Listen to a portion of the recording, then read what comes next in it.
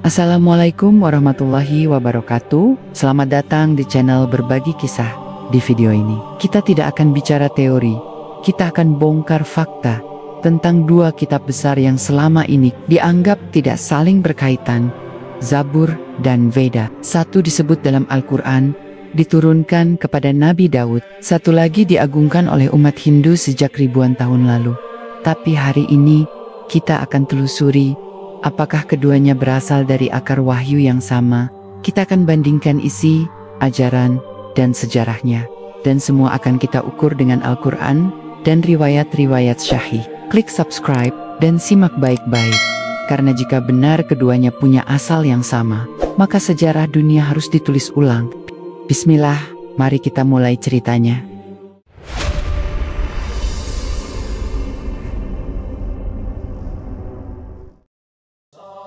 Semuanya berawal dari sebuah naskah tua yang ditemukan di Gujarat, India, pada awal abad ke-20. Naskah itu ditulis dalam bahasa Sanskerta kuno, namun yang mengejutkan, salah satu bait di dalamnya menyebut nama yang sangat asing dalam kosmologi Hindu, Daud. Dan bukan hanya namanya, tetapi juga kisahnya sebagai seorang raja yang suci dan menerima wahyu berupa nyanyian dan hukum dari Tuhan Yang Maha Esa. Bait itu menyebutkan sang raja dari barat yang memainkan seruling menerima kitab dari langit yang bergetar bersama suara keadilan.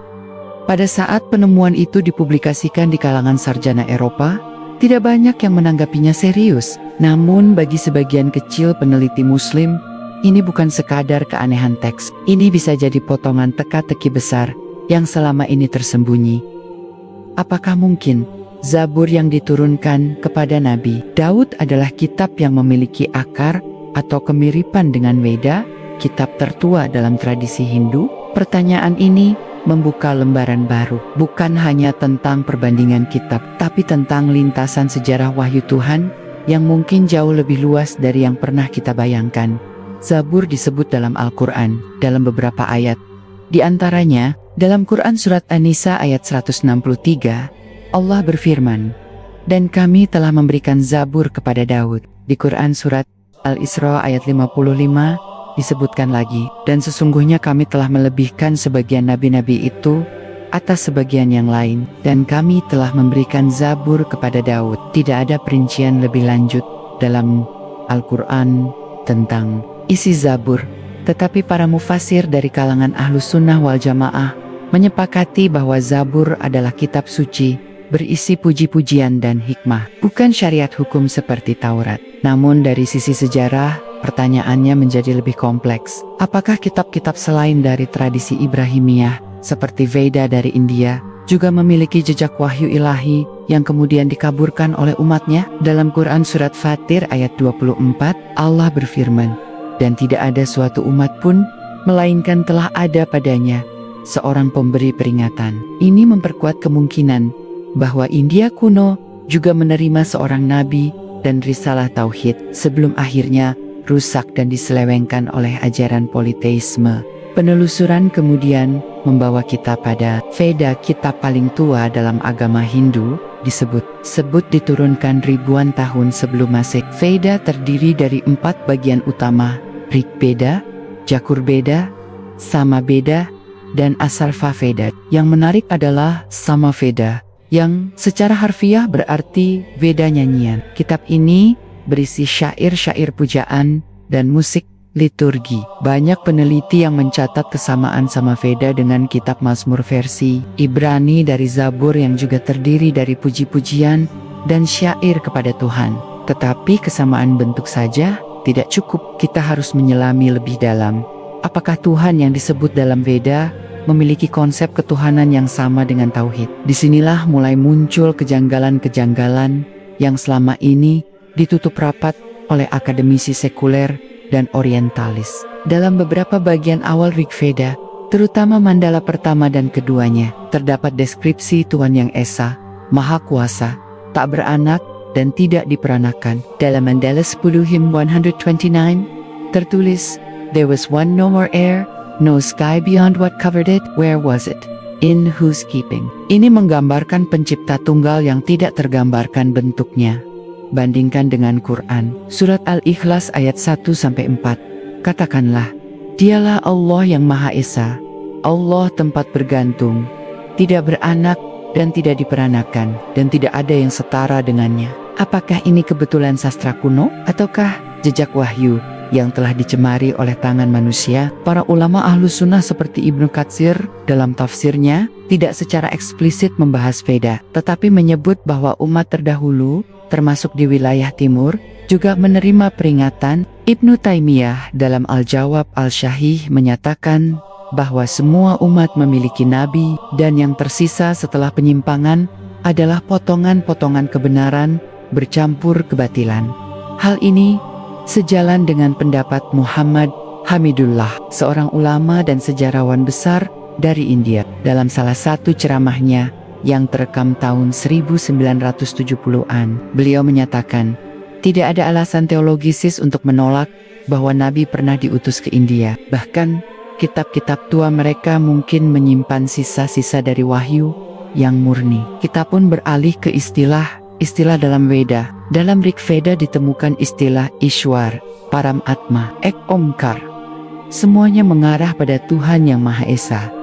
Kata Ishwar dalam bahasa Sanskerta sangat mirip dengan As-Sayyid dalam bahasa Arab, yang berarti yang menguasai. Dan menariknya, dalam beberapa bait Veda, Tuhan digambarkan sebagai tidak terlihat namun maha hadir, tidak diperanakan namun menciptakan segalanya. Ini secara semantik dan konseptual dekat sekali dengan kalimat tauhid. Namun tentu saja Veda juga dipenuhi dengan nama-nama dewa, personifikasi alam, dan ritual politeistik. Disinilah penyimpangan terjadi. Jika benar Veda awal adalah wahyu, maka penambahan nama dewa-dewa seperti Indra, Veruna, Agni, dan lainnya adalah bentuk tahrif atau perubahan isi kitab yang terjadi berabad-abad setelahnya. Sama seperti Injil yang dipenuhi unsur Trinitas jauh setelah Nabi Isa diangkat ke langit. Tahrif ini juga diindikasikan dalam Quran Surat Al-Baqarah ayat ke-79. Maka celakalah orang-orang yang menulis kitab dengan tangan mereka, lalu mengatakan, ini dari Allah, untuk memperoleh keuntungan dunia yang sedikit. Jika ini berlaku pada kaum Yahudi dan Nasrani, maka sangat mungkin terjadi pula pada umat selain mereka, yang juga pernah menerima kitab. Seorang peneliti Muslim asal Pakistan, Dr. Zakir Naik, pernah menyebutkan dalam banyak ceramahnya, bahwa ada lebih dari 200 kesamaan antara isi Veda dan Al-Quran. Salah satunya adalah nubuat tentang Nabi terakhir dalam Atharva Veda, Kanda 20. Mantra 127 akhir zaman, akan datang seorang guru besar dari negeri padang pasir, dengan unta dan kekuatan dalam kebenaran. Dan dia akan memimpin umat dalam damai. Dalam bahasa Sanskerta, istilah Mahamah muncul dalam bentuk gelar, yang secara fonetik dan makna sangat dekat dengan Muhammad. Tentu ini kontroversial. Banyak akademisi Hindu yang menolak mentah-mentah interpretasi ini. Namun, teks tetaplah teks. Ia tidak bisa mengingkari kandungannya. Jika ditemukan prediksi seorang nabi dari Arab dengan karakteristik seperti Nabi Muhammad, maka itu bukan lagi tafsir sepihak, tetapi pembacaan historis yang jujur terhadap naskah kuno. Menariknya lagi, dalam kitab Mazmur atau yang dikenal sebagai Zabur, juga terdapat nubuat tentang Rasul terakhir. Dalam Mazmur 72 ayat 8 hingga 11 tertulis, ia akan memerintah dari laut ke laut, dan dari sungai hingga ujung bumi. Penduduk padang gurun akan sujud kepadanya. Raja-raja dari Arab dan Sheba akan mempersembahkan upeti. Apakah ini kebetulan bahwa dua kitab berbeda dari dua tradisi yang jauh, sama-sama menunjuk ke satu sosok dari padang pasir? Dan apakah ini juga berarti bahwa keduanya berasal dari sumber wahyu yang satu? Teka-teki ini terus membawa kita menembus batas geografi dan waktu. Jika benar Zabur dan Veda punya akar yang sama, yaitu wahyu ilahi yang murni, maka sejarah peradaban manusia harus ditulis ulang. Tauhid bukan dimulai dari Ibrahim, tapi jauh lebih tua. Tauhid adalah fitrah awal manusia yang kemudian dikaburkan oleh mitos dan berhala. Kita bisa menelusuri jejak ini juga melalui praktik ibadah. Dalam kitab Veda, sebelum membaca mantra, umat diminta bersuci. Ada praktik yang menyerupai wudhu. Dalam Yajurveda bab 19 disebutkan tentang membasuh bagian tubuh tertentu sebelum ibadah. Arah menghadap ibadah pun ke satu titik tertentu di barat. Dalam ajaran Islam, kiblat adalah ke Ka'bah di India kuno. Ada satu catatan arkeologis bahwa arah ibadah tertua menghadap ke arah barat daya yang jika ditarik garis menunjuk ke arah Jazirah Arab. Apakah ini berarti semua nabi sejati membawa umatnya menghadap arah yang sama? Jika iya, maka hubungan antara Veda dan Zabur menjadi semakin masuk akal. Ini bukan lagi perdebatan linguistik atau spekulasi religius, tetapi fakta arkeologis dan historis yang menanti untuk diurai lebih dalam. Namun tentu saja, benang merah ini tidak diinginkan oleh banyak pihak. Dunia akademik sekuler berusaha menghapus hubungan ini. Mereka menyebutnya sebagai coincidence of archetypes, kesamaan archetype budaya manusia. Tetapi ketika kesamaan itu mencakup nama, konsep, ibadah, bahkan nubuat tentang nabi terakhir, maka terlalu dangkal jika semua disapu dengan teori kebetulan. Salah satu tokoh paling penting dalam ajaran Veda adalah Manu. Dalam kitab Manusmriti, ia digambarkan sebagai manusia pertama yang menerima wahyu dan menetapkan hukum-hukum kehidupan. Yang menarik, dalam beberapa tafsir tradisional Hindu, Manu disebut sebagai yang diselamatkan dari banjir besar dan menjadi leluhur umat manusia setelah bencana besar itu. Ini mengingatkan kita pada kisah Nabi Nuh, sebagaimana dijelaskan dalam Quran Surat Hawed ayat 44, bahwa setelah banjir besar berakhir, bahtera Nabi Nuh berlabuh di Gunung Judi, dan darinya umat manusia melanjutkan kehidupannya. Peneliti Muslim yang menelusuri naskah Veda dan kisah Manu menemukan kemiripan luar biasa. Manusmriti menyebut bahwa Manu adalah satu-satunya yang selamat dari banjir besar bersama keluarga dan hewan-hewan yang dia bawa ke dalam bahtera. Konsep ini nyaris identik dengan narasi Nuh dalam Islam dan bahkan lebih tua dari kisah banjir dalam Perjanjian Lama. Jika kita menganggap bahwa wahyu telah dikirim ke berbagai penjuru dunia dan bahasa berubah seiring zaman, maka nama Manu bisa saja merupakan variasi linguistik dari Nuh. Baik Manu maupun Nuh memegang posisi sebagai titik awal generasi manusia post-Kabenkona global. Lebih lanjut, dalam Veda dikenal istilah Rishi, yaitu sosok suci penerima ilham atau wahyu. Beberapa Rishi digambarkan sebagai orang-orang yang membawa hukum Tuhan, meluruskan penyembahan yang salah, dan menyeru kepada kebaikan. Jika dikaji dengan kacamata Islam, peran para Rishi ini sangat mirip dengan fungsi para nabi dalam Islam. Nabi bukan sekadar pembawa mukjizat, tapi penyampai peringatan dan petunjuk. Jika demikian, maka kemungkinan besar para Rishi yang asli adalah nabi-nabi Allah yang diutus ke kawasan India. Namun sebagaimana terjadi pada umat-umat terdahulu, ajaran mereka mengalami distorsi hingga posisi nabi digeser menjadi tokoh mitologis atau bahkan disembah.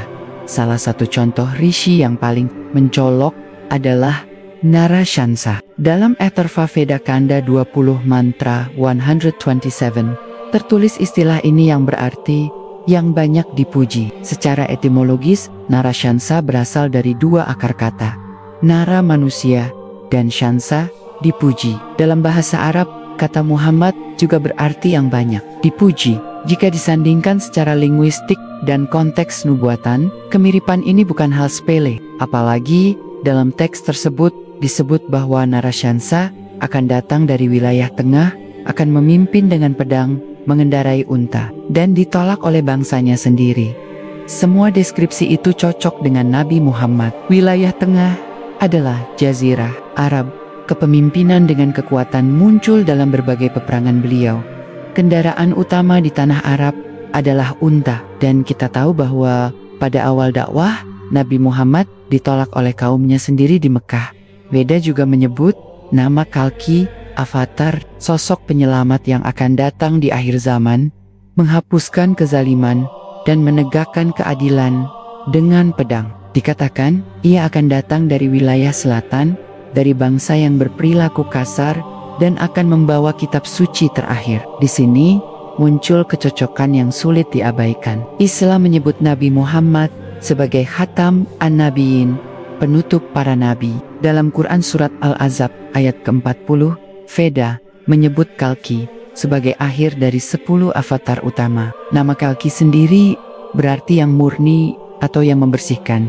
Kecocokan lainnya adalah soal kitab terakhir. Dalam Islam, Al-Quran diturunkan sebagai wahyu terakhir yang memverifikasi dan membetulkan kitab-kitab sebelumnya. Jika Kalki dikatakan membawa kitab terakhir, maka dapat dibaca bahwa yang dimaksud bukan kitab dari tradisi Hindu, melainkan Al-Quran yang berasal dari Tuhan yang sama dengan wahyu terdahulu sebelum ditahrif. Lebih jauh lagi, dalam Yajurveda, bab 32 mantra 3, terdapat pernyataan bahwa Tuhan tidak berwujud dan tidak menyerupai makhluk manapun. Pernyataan ini sejajar dengan prinsip tauhid dalam Islam, sebagaimana ditegaskan dalam Quran surat Al-Ikhlas ayat 4.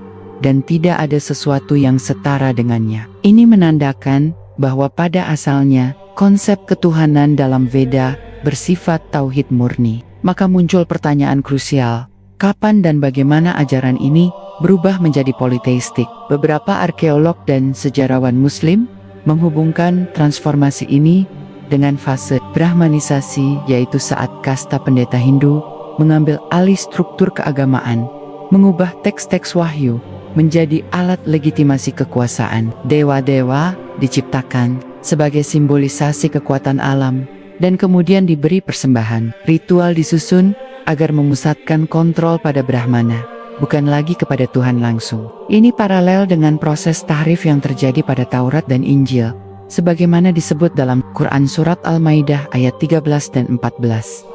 Jika ajaran asli Veda bersumber dari wahyu, maka penyimpangan ini adalah bentuk tahrif massal yang terorganisir. Sama seperti bagaimana konsep Trinitas muncul berabad-abad setelah Nabi Isa, maka yang kita sebut agama Hindu hari ini bisa jadi merupakan warisan cacat dari sebuah risalah tauhid yang pernah murni. Pertanyaan penting berikutnya adalah, apakah umat Islam harus menganggap Veda sebagai kitab suci yang asli dari Allah? Jawabannya tidak sesederhana iya atau tidak. Para ulama Ahlus Sunnah tidak menetapkan kitab manapun sebagai wahyu selain 4 yang disebut eksplisit dalam Al-Quran, Taurat, Zabur, Injil, dan Al-Quran. Namun mereka juga tidak menolak kemungkinan adanya kitab lain yang diturunkan kepada umat-umat terdahulu sebagaimana tersirat dalam Quran surat Al-Hajj ayat 75, bahwa Allah memilih dari kalangan malaikat dan manusia sebagai utusan. Maka sangat mungkin Allah menurunkan risalah selain 4 kitab yang dikenal. Veda bisa jadi salah satunya.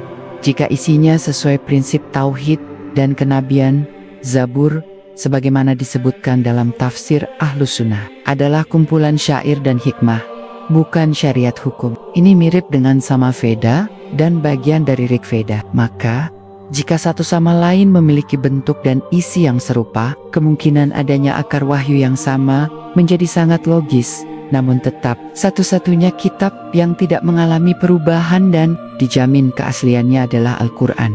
Ini ditegaskan dalam Quran surat Al-Hir ayat ke-9. Sesungguhnya, kami yang menurunkan Al-Quran, dan sesungguhnya, kami pula yang menjaganya. Maka Veda, Zabur, Injil, dan Taurat, semua bisa jadi berasal dari wahyu ilahi. Namun hanya Al-Quran yang masih terjaga. Sementara itu, para sarjana Islam klasik tidak membahas Veda secara langsung, tetapi mereka membuka ruang untuk kemungkinan risalah yang tidak disebutkan namanya secara eksplisit dalam Al-Quran.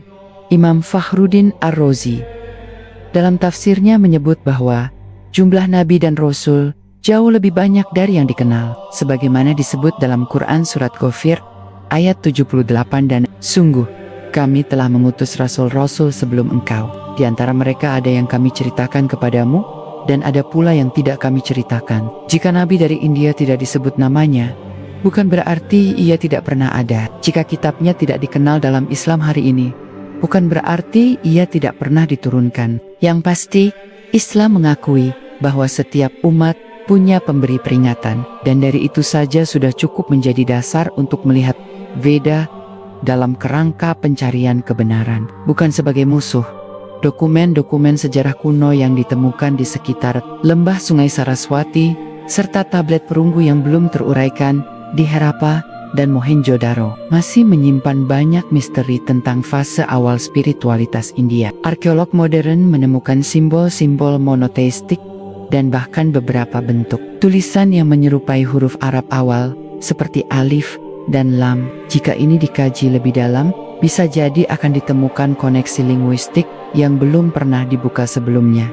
Narasi ini akan terus bergulir ke aspek-aspek lain. Kita akan masuk lebih dalam lagi ke persamaan antara ajaran Nabi Daud dan ajaran India kuno. Kita akan gali kemungkinan, apakah ada pengaruh langsung antara peradaban para nabi di wilayah Syam dengan masyarakat Arya yang bermigrasi ke lembah Indus.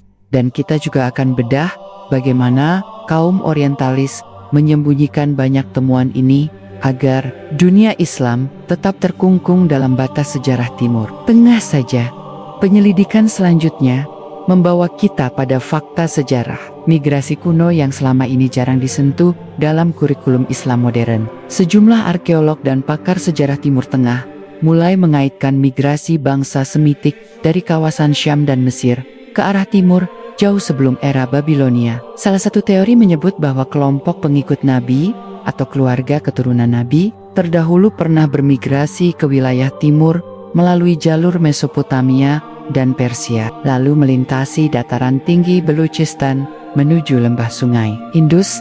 Teori ini diperkuat dengan penemuan simbol dan fragmen batu yang ditemukan di Mehrgarh dan Mohenjo-daro, situs peradaban kuno di wilayah yang kini menjadi Pakistan. Di sana, ditemukan artefak dengan pola geometris yang tidak hanya menyerupai simbol-simbol monoteistik Timur Tengah, tetapi juga mencantumkan bentuk manusia berdiri dengan satu tangan terangkat, posisi yang sangat menyerupai posisi berdoa dalam Islam. Di salah satu tablet tanah liat kuno, ditemukan ukiran dengan simbol matahari tunggal yang dikelilingi oleh 8 arah mata angin, disertai dengan kalimat dalam skrip Proto-Indus yang belum sepenuhnya terpecahkan. Namun, ketika skrip ini disandingkan dengan naskah Aram kuno dan aksara Arab awal, sebagian pola fonetiknya menunjukkan kemiripan mencolok. Beberapa huruf bahkan menyerupai H, Dal, dan mata pancing, yang jika disusun ulang membentuk nama Daud. Jika ini valid, maka sangat mungkin komunitas yang mengagungkan Nabi Daud pernah menempati wilayah India kuno dan menyebarkan ajaran monoteisme, sebelum akhirnya ajaran mereka diserap, dipelintir, dan dijadikan fondasi awal politeisme Hindu.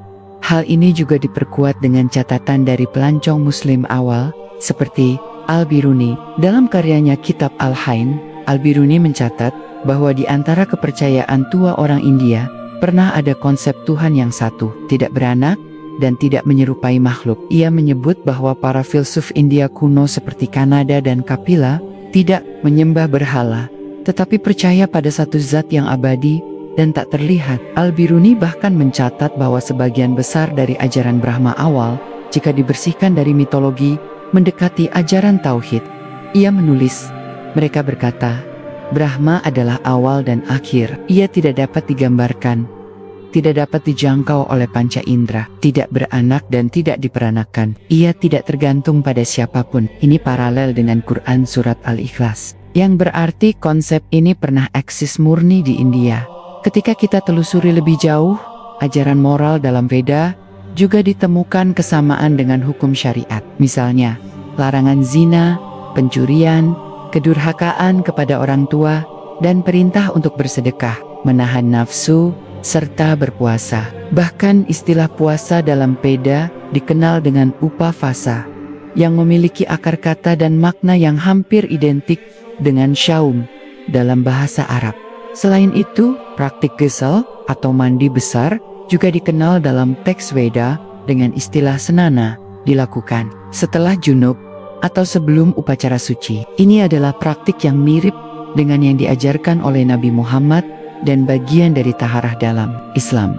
Jika semua ini adalah hasil evolusi budaya, Mengapa semua praktik tersebut justru mencerminkan ajaran Islam jauh sebelum Islam secara formal diturunkan? Pusat-pusat spiritual India kuno, seperti Kashi, Varanasi, dan Dwarka, awalnya dibangun sebagai tempat pembersihan jiwa dan tafakur, bukan penyembahan berhala. Struktur arsitektur mereka lebih mirip dengan tempat sujud daripada kuil. Dalam reruntuhan kuno ditemukan ruangan berbentuk 4 persegi panjang, menghadap arah barat atau barat daya, tanpa patung. Ini sangat mirip dengan arah kiblat. Perubahan drastis menjadi kuil-kuil penuh patung kemungkinan terjadi dalam periode yang lebih belakangan. Setelah pendangkalan konsep Tuhan dilakukan oleh kasta pendeta dalam beberapa kitab Hindu seperti Bhagavata Purana, ditemukan narasi tentang tokoh suci yang datang dari barat, naik unta,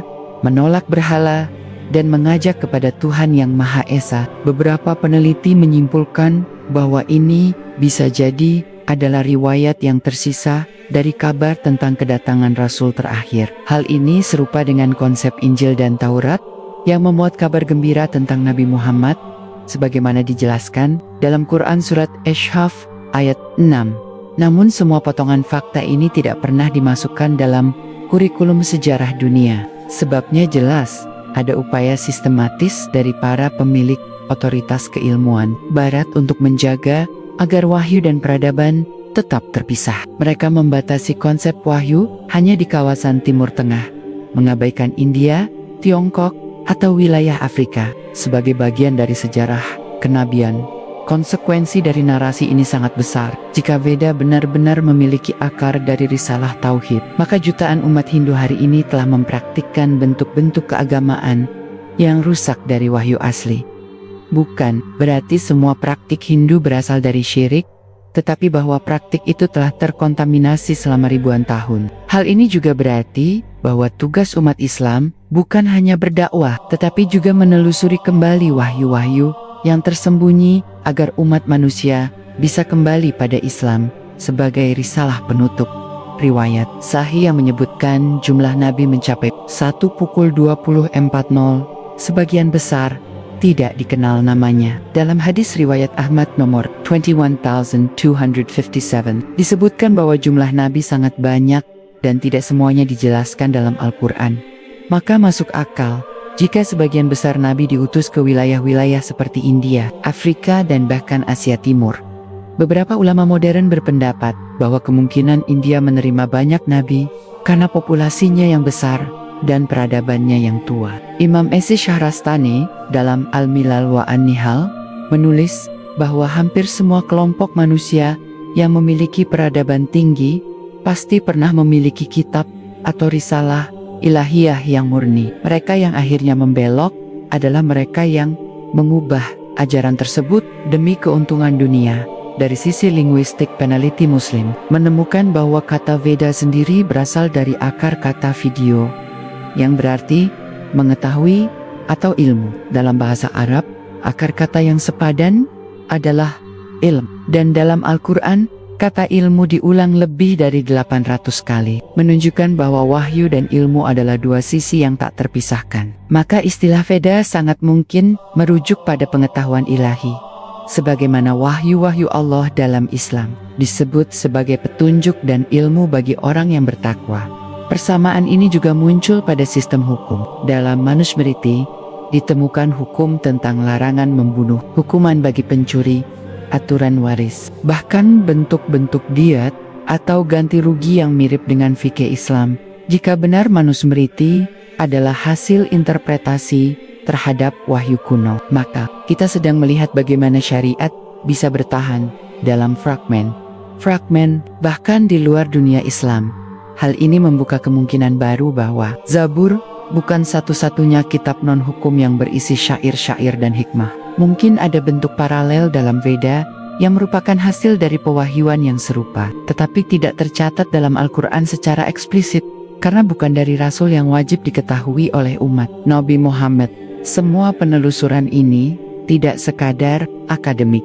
Ia memanggil kita untuk membangun jembatan dakwah, bukan hanya dari debat atau ceramah, tetapi dari penggalian akar spiritual bersama. Jika umat Hindu bisa dibimbing untuk melihat kembali kitab mereka dari lensa tauhid, maka mereka akan menemukan bahwa risalah yang dibawa Nabi Muhammad bukanlah agama baru, tetapi kelanjutan dari apa yang pernah dibawa oleh nabi-nabi mereka, yang kini hanya dikenang dalam bentuk simbol dan puisi. Penemuan arkeologis dari wilayah Taksashila dan Gandhara menunjukkan bahwa budaya literasi di wilayah India Barat Laut sangat maju, jauh sebelum kelahiran Buddha. Di antara manuskrip daun lontar yang ditemukan dan disimpan di Museum Peshawar, beberapa di antaranya mencatat tentang sistem hukum yang disampaikan oleh seorang guru besar dari wilayah barat. Dalam transkripsi terjemahan bahasa Pali, disebutkan bahwa guru ini dikenal sebagai Shuddha Dharma, yang berarti pembawa kebenaran murni, dan bahwa dia mengajarkan bahwa Tuhan adalah satu, tidak berbentuk, dan tidak disamakan dengan makhluk. Ajarannya ditolak oleh kaumnya sendiri, tetapi tetap diteruskan oleh para muridnya secara lisan. Model pewarisan ajaran ini menunjukkan pola kenabian. Seorang yang diutus membawa hukum moral, mengajarkan tauhid, ditolak oleh masyarakatnya. Namun, ajarannya bertahan melalui segelintir pengikut. Ini adalah pola yang sangat umum dalam sejarah kenabian, sebagaimana yang tercatat dalam riwayat Islam Syahih. Sumber lain dari naskah Brahmana, kitab pelengkap Veda, menyebut adanya ritual khusus yang hanya dilakukan oleh kelompok pengajar rahasia, disebut Anarya Brahman. Kelompok ini menolak penyembahan dewa-dewa berwujud dan hanya menyebut yang tak bernama dalam ibadah mereka. Fragmen yang ditemukan dari teks ini secara jelas menolak konsep inkarnasi dan menyebut Tuhan sebagai tidak dilahirkan dan tidak melahirkan. Bahasa ini identik dengan pernyataan tauhid dalam Quran surat Al-Ikhlas. Konsep kenabian dalam Hindu arus utama memang tidak dikenal, tetapi konsep guru suci avatar atau rishi sangat menonjol. Namun, dalam teks Veda tua, tidak ada pernyataan bahwa rishi adalah dewa. Mereka hanya disebut sebagai penerima wahyu atau ilham. Bahkan dalam Rig Veda, beberapa rishi secara eksplisit berdoa kepada satu Tuhan dan meminta petunjuk moral. Dalam himna ke-10, terdapat kalimat, "Wahai pencipta segala cahaya, tunjukkan kami jalan yang lurus menujumu, dan jauhkan kami dari godaan dunia." Rujukan ini sebanding dengan doa dalam Quran surat Al-Fatihah ayat 6 dan 7. Tunjukkanlah kami jalan yang lurus, jalan orang-orang yang engkau beri nikmat, bukan jalan mereka yang dimurkai, dan bukan pula jalan mereka yang sesat. Kesema. Ini tidak hanya dalam lafaz dan makna, tetapi juga dalam struktur spiritual. Ini mengindikasikan bahwa di balik keragaman bahasa dan budaya, wahyu Tuhan menyampaikan pesan yang sama. Maka, ajaran yang terkandung dalam Veda tua sebelum diubah oleh generasi pasca Veda memiliki dasar yang sangat dekat dengan risalah tauhid dalam sejarah Islam. Zabur sebagai kitab yang diturunkan kepada Nabi Daud berisi nyanyian, pujian, dan hikmah. Tidak memuat syariat seperti hukum halal haram secara terperinci, namun memberi petunjuk akhlak dan nilai-nilai moral. Mazmur dalam Perjanjian Lama, yang dianggap sebagai representasi dari Zabur, terdiri dari 150 pasal, yang isinya tidak jauh berbeda dengan sama Veda, yang juga berisi syair dan doa kepada Tuhan. 1. Korelasi ini membuka asumsi bahwa bentuk kitab pujian kepada Tuhan dalam berbagai budaya bisa memiliki akar dari wahyu yang sama. Maka jika Veda dalam bentuk awalnya adalah kumpulan doa dan hikmah yang disampaikan kepada manusia pilihan Tuhan, maka kita sedang menyaksikan bentuk paralel dari Zabur di dunia timur.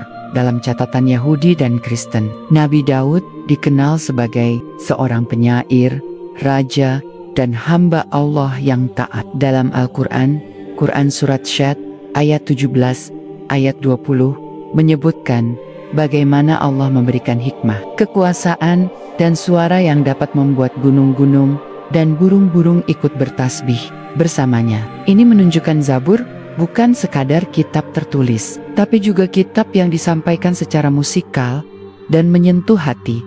Sama Veda disusun dengan pola yang sama, tidak hanya dibaca, tetapi dinyanyikan dengan intonasi tertentu, untuk menyampaikan vibrasi spiritual. Jika ini adalah metode yang digunakan oleh Nabi Daud, maka bentuk penyampaian dalam Veda memiliki kemiripan substansial dengan bentuk asli Zabur.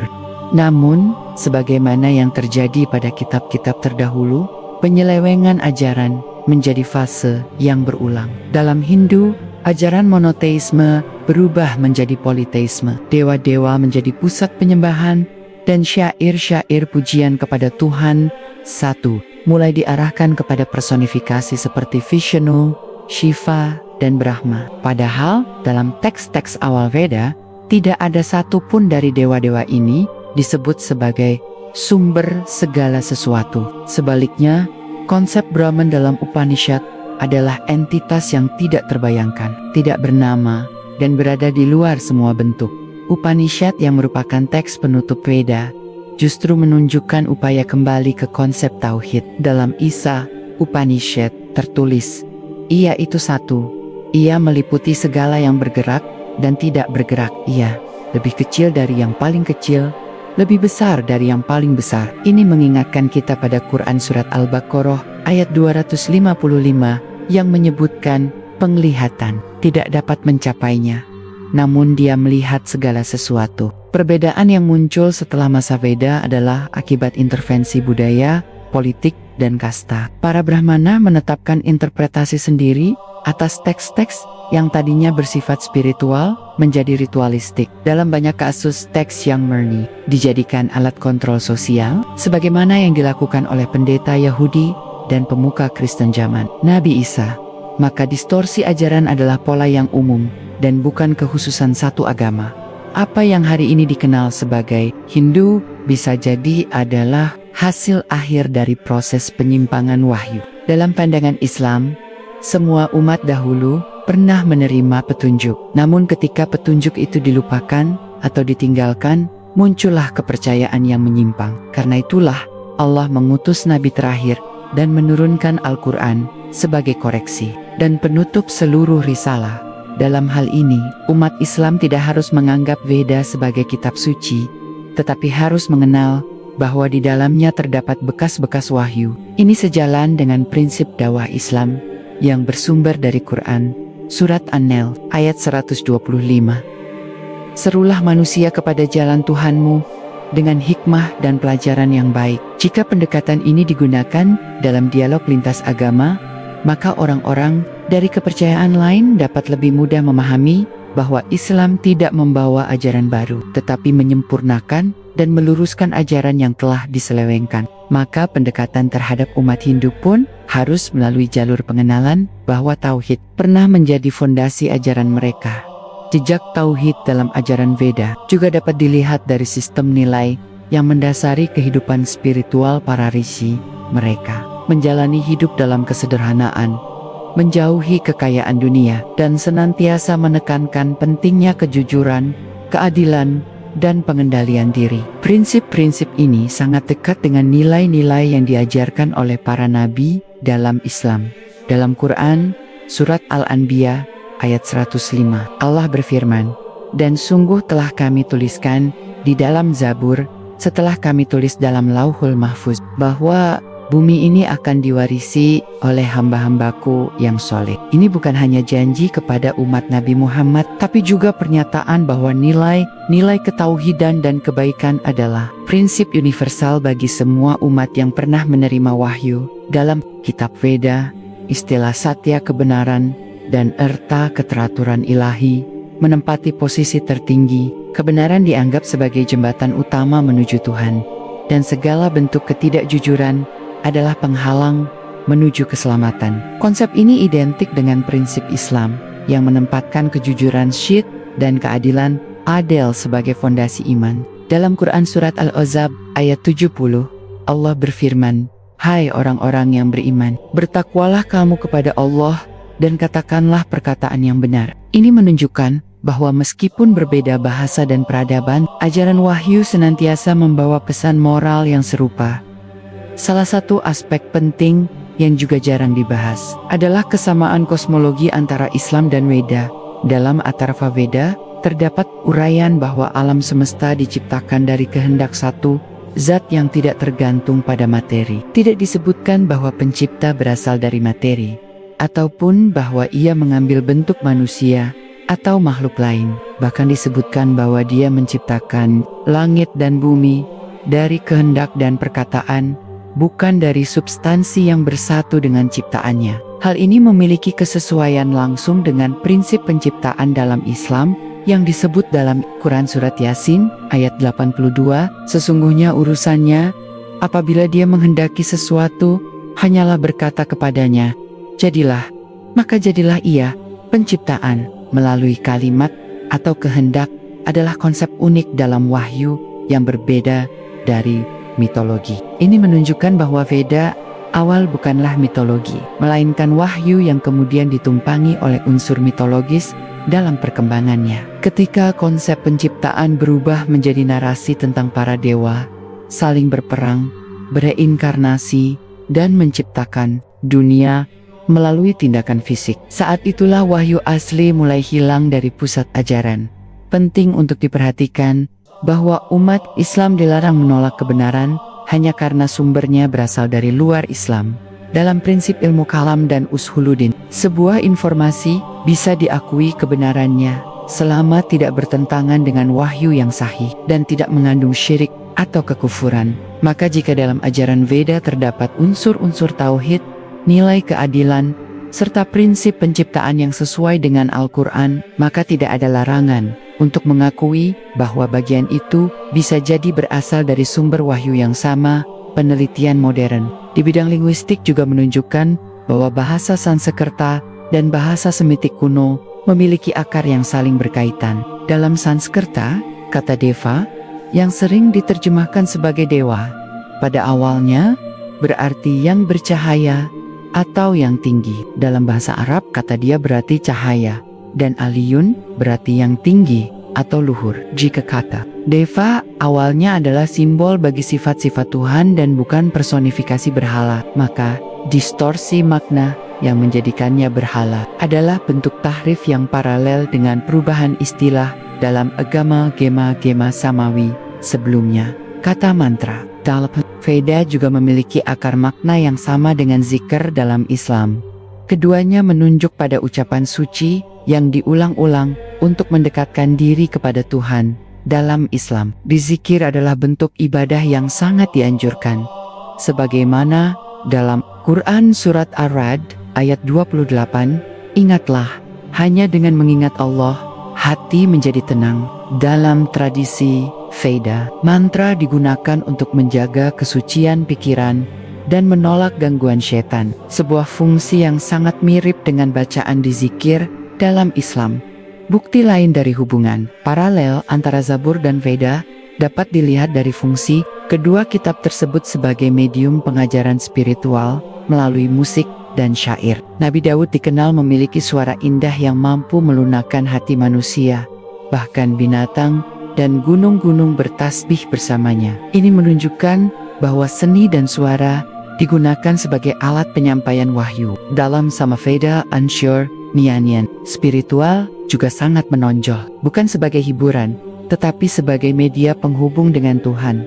Maka, metode penyampaian melalui syair dan musik suci dalam dua kitab ini menunjukkan satu pola pewahyuan yang sama. Meskipun dalam bahasa dan konteks budaya yang berbeda, peran musik dalam penyampaian wahyu ini hanya terjadi pada kitab-kitab yang tidak berbasis syariat hukum, seperti Zabur, dan kemungkinan besar juga Veda awal. Dalam Islam, Al-Quran sebagai kitab penutup diturunkan dalam bentuk qiraah yang tetap indah, namun secara hukum dan petunjuk jauh lebih lengkap. Ini menunjukkan bahwa seiring waktu, wahyu dari Allah mengalami evolusi fungsional dari hikmah dan pujian ke syariat dan hukum yang komprehensif.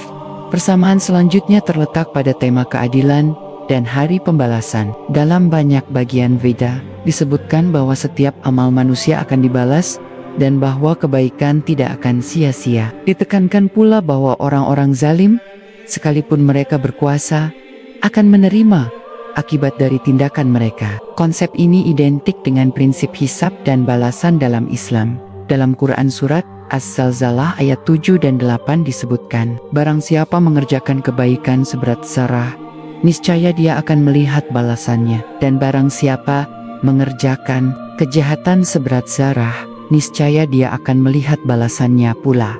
Konsep keadilan ini tidak muncul dari mitologi. Mitologi lebih banyak menjelaskan dunia melalui kisah dan simbol, bukan sistem nilai. Maka ketika nilai keadilan, ketauhidan, dan tanggung jawab moral muncul secara konsisten dalam kitab Veda, itu menunjukkan bahwa teks tersebut kemungkinan besar lahir dari wahyu dalam pendekatan dakwah Islam. Fakta-fakta ini seharusnya tidak diabaikan. Banyak umat Hindu yang mengalami kesulitan menerima Islam karena merasa bahwa Islam adalah agama asing, pemutus tradisi mereka. Padahal jika dipaparkan secara objektif dan ilmiah, mereka akan melihat bahwa nilai-nilai yang dibawa oleh Nabi Muhammad bukanlah pemutus, tetapi penyempurna dan pelurus dari risalah yang telah lama terputus dan diselewengkan umat. Islam sendiri perlu meninggalkan pendekatan polemis dalam dialog antar agama. Pendekatan yang mengolok-olok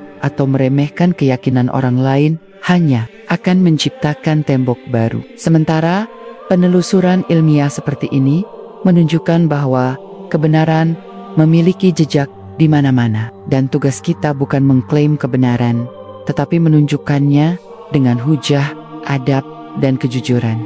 Perlu dicatat bahwa salah satu akar masalah dalam pemahaman sejarah wahyu lintas budaya adalah dominasi penafsiran orientalis Barat terhadap teks-teks suci di luar tradisi Kristen dan Yahudi. Sejak abad ke-19, para sarjana Eropa menempatkan Veda dan teks Hindu lainnya dalam kategori mitologi, bukan wahyu. Mereka menggunakan pendekatan filologis yang memisahkan teks dari konteks spiritualnya, menjadikannya hanya sebagai dokumen sastra kuno tanpa nilai teologisis. Hal ini sangat memengaruhi persepsi dunia terhadap Veda dan menutupi kemungkinan besar bahwa ia sebenarnya pernah menjadi wahyu murni dari Allah kepada umat terdahulu.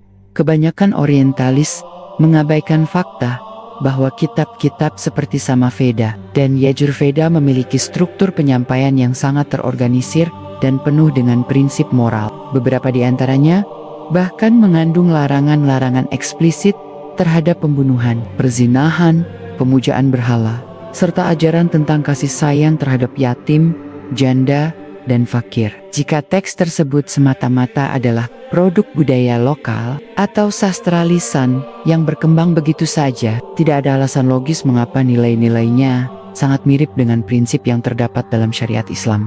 Selain itu, para peneliti Muslim seperti Muhammad Marmaduk, Piktol, dan Maulana Abdul Haq Vidyarti telah menulis secara rinci tentang kesamaan antara nubuat dalam kitab Hindu dan Al-Quran. Maulana Abdul Haq dalam bukunya Muhammad in World Scriptures meneliti teks-teks Sanskerta dan menyimpulkan bahwa Atharva Veda dan Bhavishya Purana mengandung prediksi yang sangat spesifik tentang Nabi Muhammad, termasuk deskripsi fisik, tempat kelahiran, karakter, senjata, bahkan ciri-ciri para sahabatnya.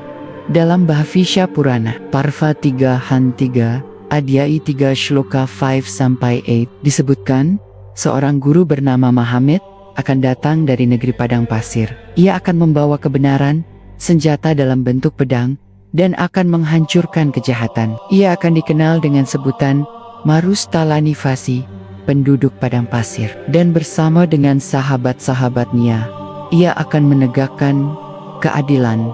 Deskripsi ini terlalu spesifik untuk diabaikan. Nama Muhammad terlalu dekat dengan Muhammad. Marustalanivasi merujuk langsung pada orang dari tanah tandus, Jazirah Arab, dan fakta bahwa ia membawa pedang menunjukkan bahwa ia bukan hanya guru spiritual, tetapi juga pemimpin dalam jihad fisik untuk menumpas kezaliman. Sebagaimana tercatat dalam sejarah kenabian Nabi Muhammad, jika ini ditulis sebelum kedatangan Islam, maka sulit untuk menyebutnya sebagai inspirasi, kebetulan, atau rekayasa.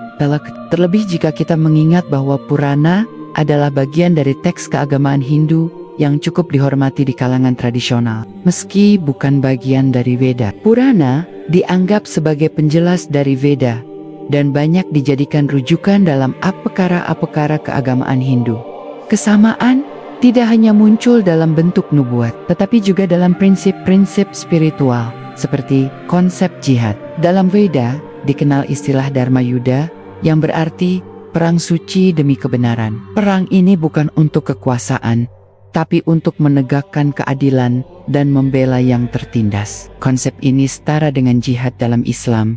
Dalam Quran Surat Al-Hajj ayat 39, Allah berfirman, telah diizinkan berperang bagi orang-orang yang diperangi, karena sesungguhnya mereka telah dizalimi. Kesamaan lain terdapat pada prinsip akhirat. Dalam Chandogya Upanishad, disebutkan bahwa setelah mati, manusia akan dibangkitkan dan diadili sesuai amal perbuatannya. Mereka yang hidup dalam kebenaran akan masuk ke alam terang, dan yang penuh dosa akan tenggelam dalam alam kegelapan. Meskipun disampaikan dalam simbolisme khas filsafat India, konsep dasar pengadilan pasca kematian dan pembalasan, amal sangat paralel dengan penggambaran hisab dan yaumul kiamah dalam Islam.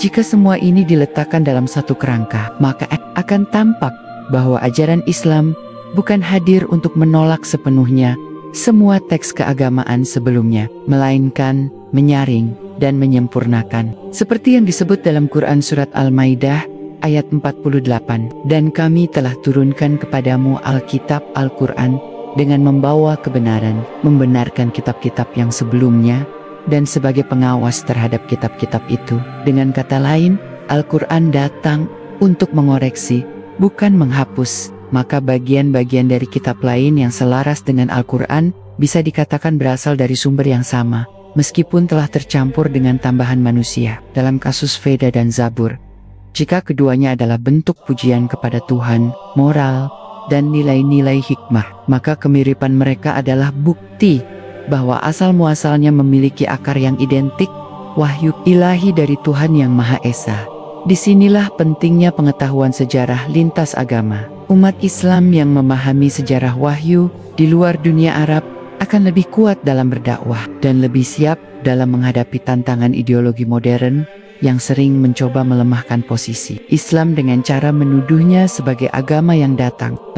Padahal Islam bukan agama baru, melainkan puncak dari agama-agama tauhid sebelumnya yang telah lama diturunkan Allah kepada berbagai bangsa. Dalam kerangka ini, Zabur dan Veda, jika dilihat secara fungsional dan isi aslinya, bisa ditempatkan dalam satu garis kontinuitas wahyu. Bahkan lebih jauh, keduanya bisa disebut sebagai bukti bahwa wahyu Allah tidak terbatas pada ras atau bangsa tertentu. Sebagaimana disebut dalam Quran Surat Al-Furqan ayat 1. Maha berkah Allah yang menurunkan Al-Furqan kepada hambanya, agar dia menjadi pemberi peringatan bagi seluruh alam. Dengan demikian, Islam bukan monopoli bangsa Arab. Sebagaimana para nabi sebelum Nabi Muhammad tidak hanya berasal dari satu bangsa. Wahyu juga tidak eksklusif diberikan pada satu ras. Penurunan Zabur kepada Daud yang berasal dari Bani Israel, dan kemungkinan penurunan Veda kepada nabi yang tidak disebut namanya di India, mengonfirmasi bahwa Allah benar-benar mengutus Rasul kepada setiap umat. Maka Veda, jika dilihat dari kacamata sejarah Islam yang objektif dan berdasar pada riwayat syahih, sangat mungkin adalah wahyu yang telah mengalami penyelewengan.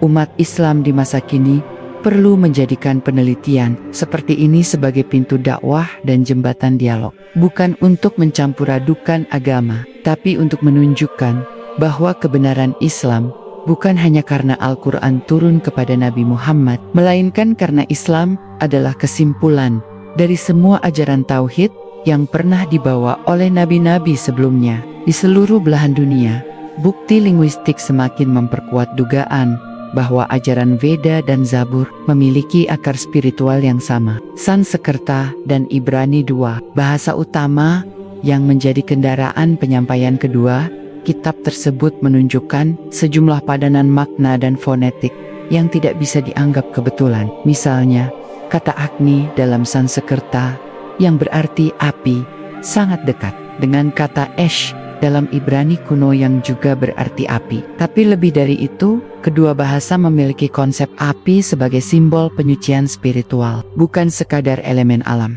Dalam Zabur, api sering disebut dalam konteks penghakiman dan pemurnian jiwa, bukan penghancuran semata. Dalam Mazmur 66 ayat 10, disebutkan, "Sebab Engkau telah menguji kami, ya Allah, Engkau telah menyucikan kami, seperti orang menyucikan perak." Dalam teks Veda, api Agni juga dianggap sebagai perantara antara manusia dan Tuhan. Ia adalah saksi, upacara suci, membakar dosa, dan meneruskan doa ke langit. Meskipun konsep itu kemudian dipersonifikasikan dan menjadi bagian dari politeisme Hindu, jejak asalnya adalah simbol spiritual tauhid yang sangat mirip dengan konsep api dalam kitab-kitab para nabi terdahulu. Hal lain yang mencengangkan adalah sistem bilangan dan simbol-simbol numerik dalam sistem kuno India dan Timur Tengah. Dalam beberapa teks Veda, angka 1 digunakan bukan sekadar sebagai jumlah, tetapi sebagai representasi Tuhan yang esa, yang tidak beranak dan tidak diperanakkan. Ini memiliki korespondensi langsung dengan ayat pembuka Quran surat Al-Ikhlas. Katakanlah, Dialah Allah yang Maha Esa. Simbol angka dalam sistem Brahmi awal, yang merupakan cikal bakal angka Arab modern, juga menunjukkan bahwa ada interaksi budaya dan pemikiran yang berlangsung antara India dan Timur Tengah jauh sebelum periode Islam. Dari sisi hukum, paralel lain muncul antara ajaran Manu dan syariat Islam.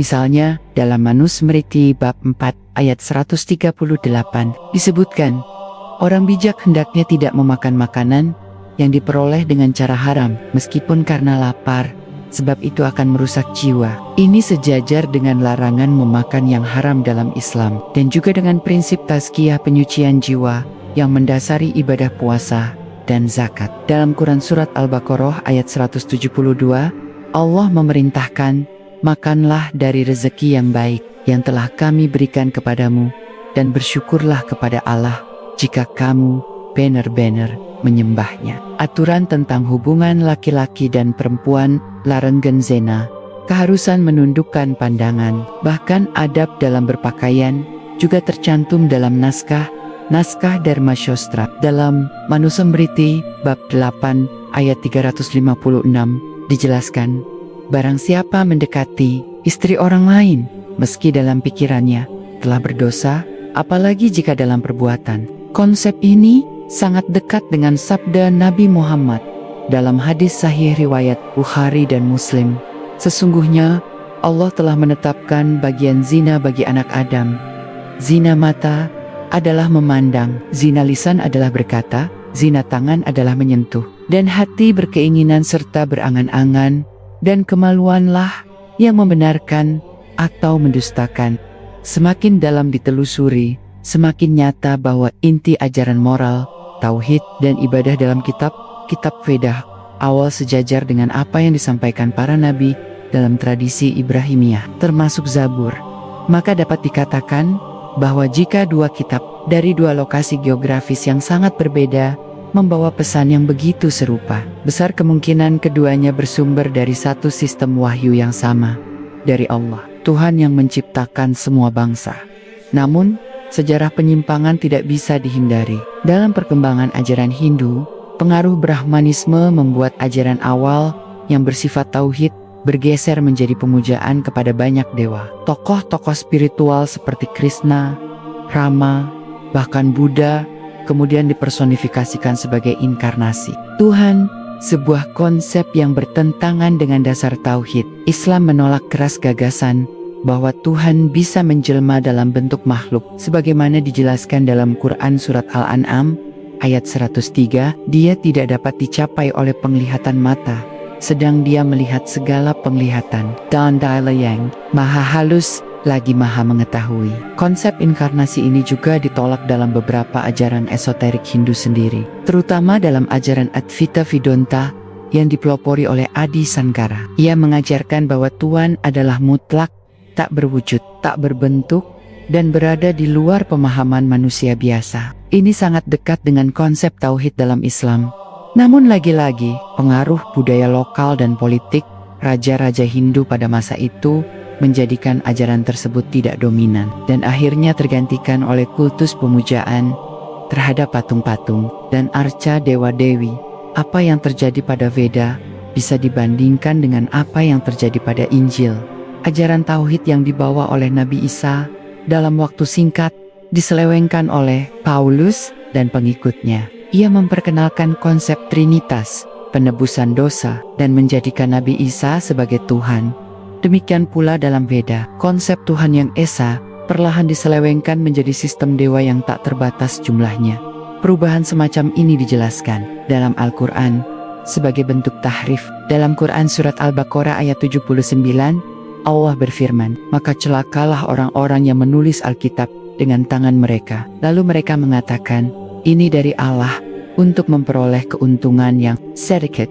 Dan ini bukan hanya berlaku bagi Bani Israel atau pengikut Injil, tetapi juga bisa terjadi pada umat-umat lain yang sebelumnya telah menerima petunjuk, termasuk masyarakat India kuno.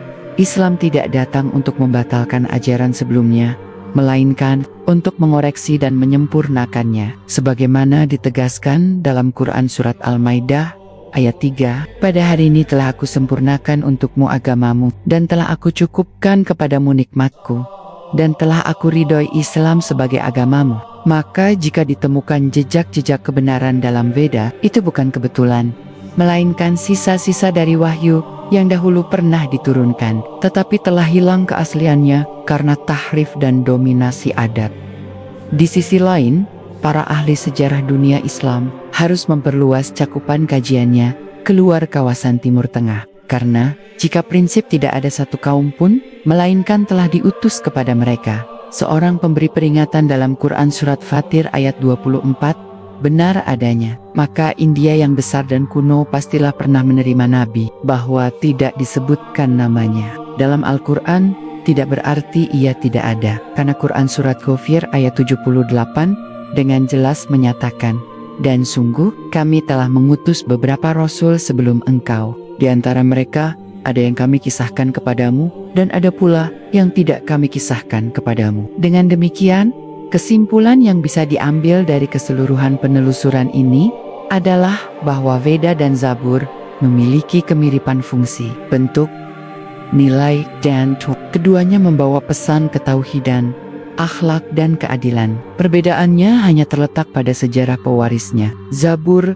diwarisi oleh Bani Israel dan kemudian dilestarikan sebagian dalam Perjanjian Lama, sedangkan Veda diwarisi oleh bangsa India yang kemudian menyelewengkannya menjadi politeisme dan ritualisme. Zabur tidak lagi diamalkan secara murni dan hanya tersisa dalam bentuk mazmur yang telah bercampur dengan pengaruh Yahudi. Veda pun telah kehilangan bentuk wahyunya dan kini hanya digunakan dalam ritual Hindu yang jauh dari tauhid. Sementara Al-Quran datang untuk meluruskan semua itu, menjadikan umat Islam sebagai saksi atas seluruh umat dan pemegang warisan. Wahyu yang terakhir, korelasi antara perubahan ajaran Veda dan transformasi agama-agama Samawi, sebelumnya menunjukkan pola tahrif yang serupa. Dalam sejarah Yahudi, Taurat yang diturunkan kepada Nabi Musa secara langsung dari Allah, kemudian ditulis ulang, ditafsirkan ulang, dan ditambahkan dengan berbagai hukum rabbinik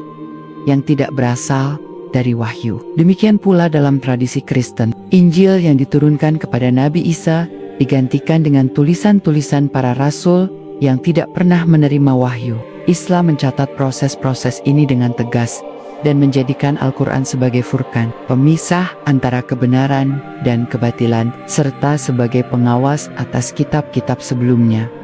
Jika proses tahrif seperti ini terjadi di tengah masyarakat yang memiliki struktur keagamaan kuat seperti Bani Israel dan pengikut Isa, maka tidak mengherankan jika terjadi pula pada masyarakat India kuno. Veda, yang awalnya berupa teks suci, penuh nilai moral dan tauhid, mengalami nasib serupa ketika mulai ditangani oleh kalangan pendeta kasta Brahmana yang mengkristalisasi kuasa spiritual ke dalam lembaga kasta. Mereka menjadikan kitab suci bukan lagi sebagai petunjuk kehidupan, tetapi sebagai alat legitimasi, kekuasaan dan penindasan atas kasta-kasta lain, penambahan mitos kelahiran dewa-dewa, reinkarnasi, serta sistem karma dalam pengertian deterministik, merupakan bentuk distorsi ajaran evil. Tidak ditemukan dalam kitab Veda awal bahwa seseorang akan terlahir kembali menjadi hewan sebagai hukuman, atau bahwa status sosial seseorang ditentukan oleh kelahiran sebelumnya. Semua itu adalah produk interpretasi belakangan yang tidak memiliki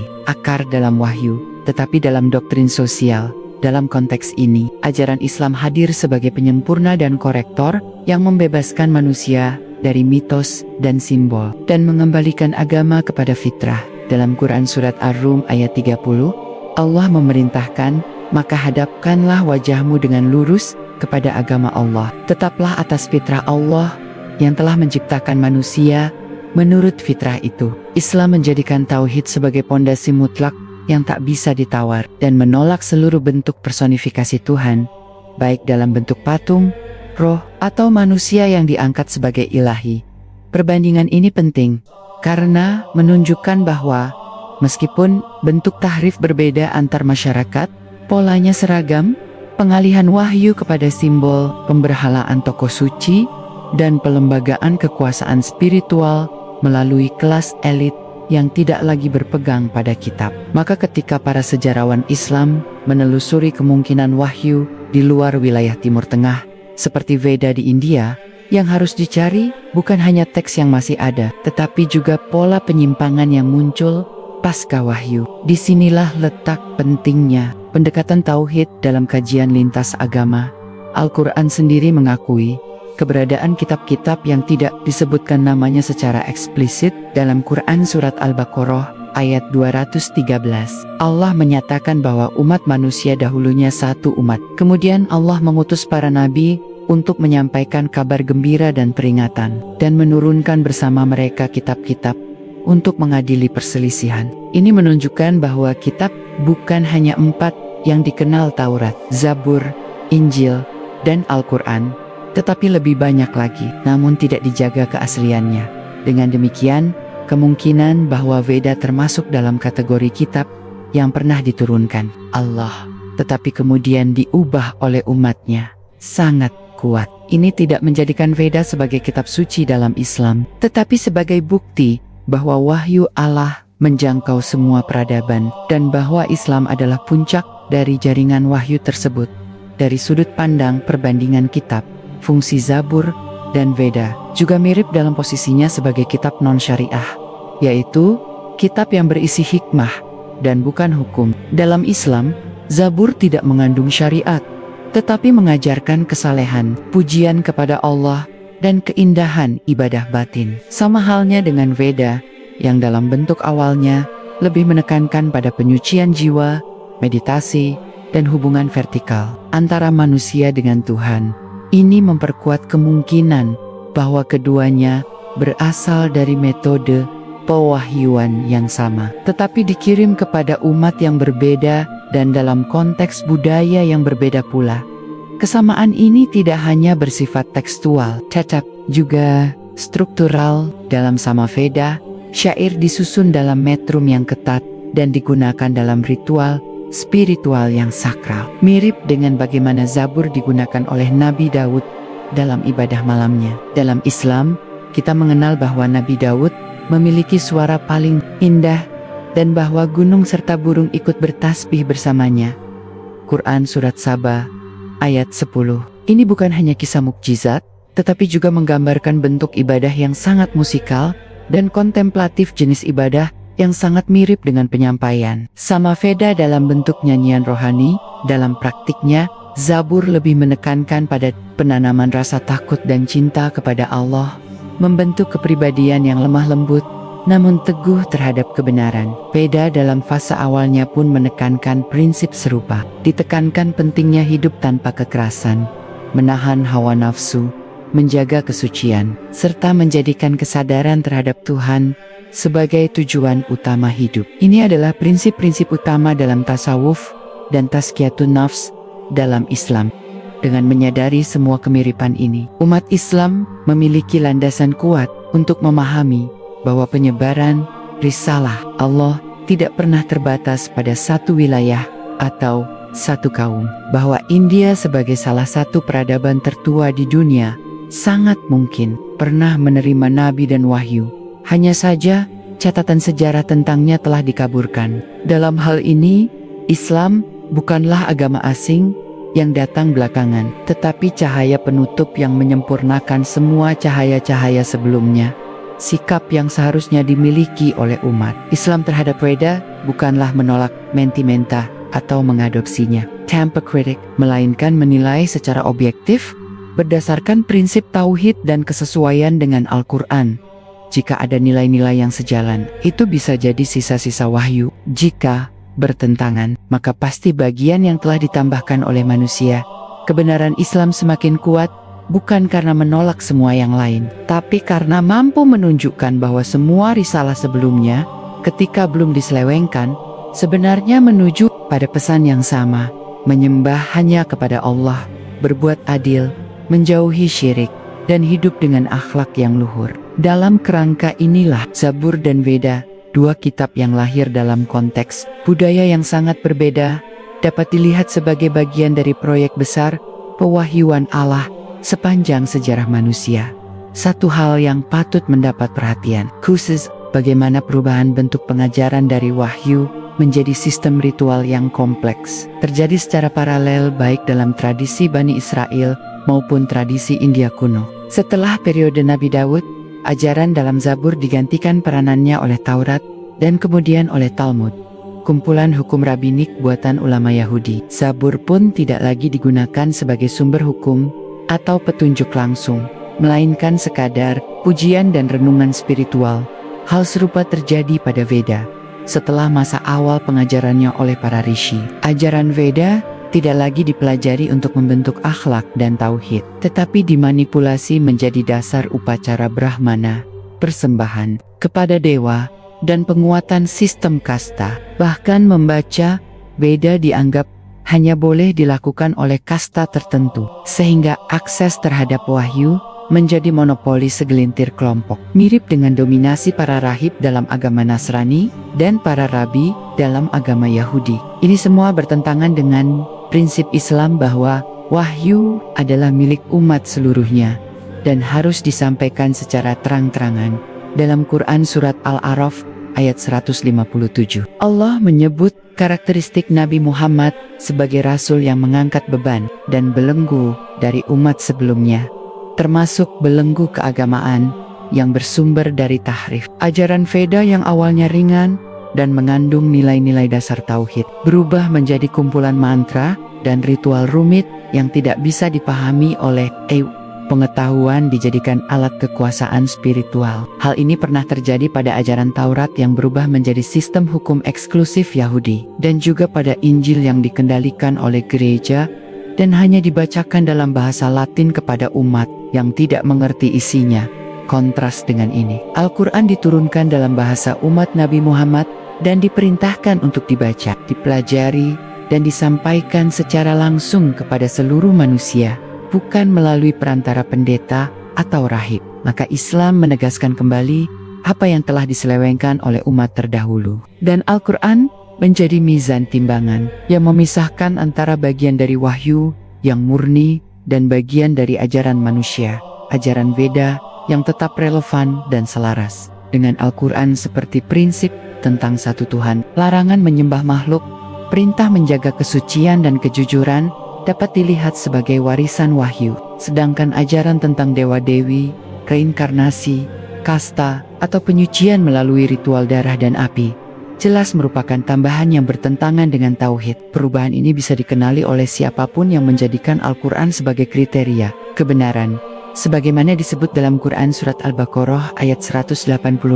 bahwa Al-Quran adalah petunjuk bagi manusia dan penjelasan tentang petunjuk serta pembeda antara yang benar dan yang batil. Kedalaman penyimpangan Veda juga terlihat dari perubahan dalam pemahaman tentang akhirat. Dalam Islam, kehidupan dunia adalah tempat ujian dan kehidupan akhirat adalah tempat pembalasan kekal. Tapi dalam doktrin reinkarnasi Hindu, kehidupan dianggap sebagai siklus tak berujung dari kelahiran dan kelahiran kembali hingga mencapai moksha atau pembebasan.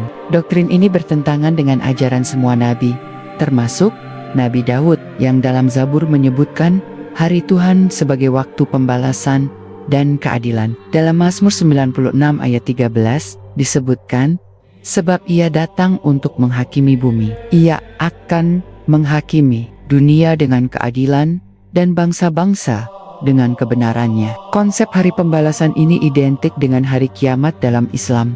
Maka, perbedaan paling besar antara Islam dan kepercayaan Hindu hari ini adalah soal akhirat. Veda, awal kemungkinan besar tidak memuat ajaran reinkarnasi. Banyak sarjana, termasuk yang berasal dari India, berpendapat bahwa reinkarnasi adalah ide yang baru masuk dari pengaruh filsafat dan spiritualitas Buddha dan Jainisme. Kemudian diserap kembali ke dalam Hindu melalui teks-teks Upanishad dan Purana yang muncul jauh setelah masa Veda.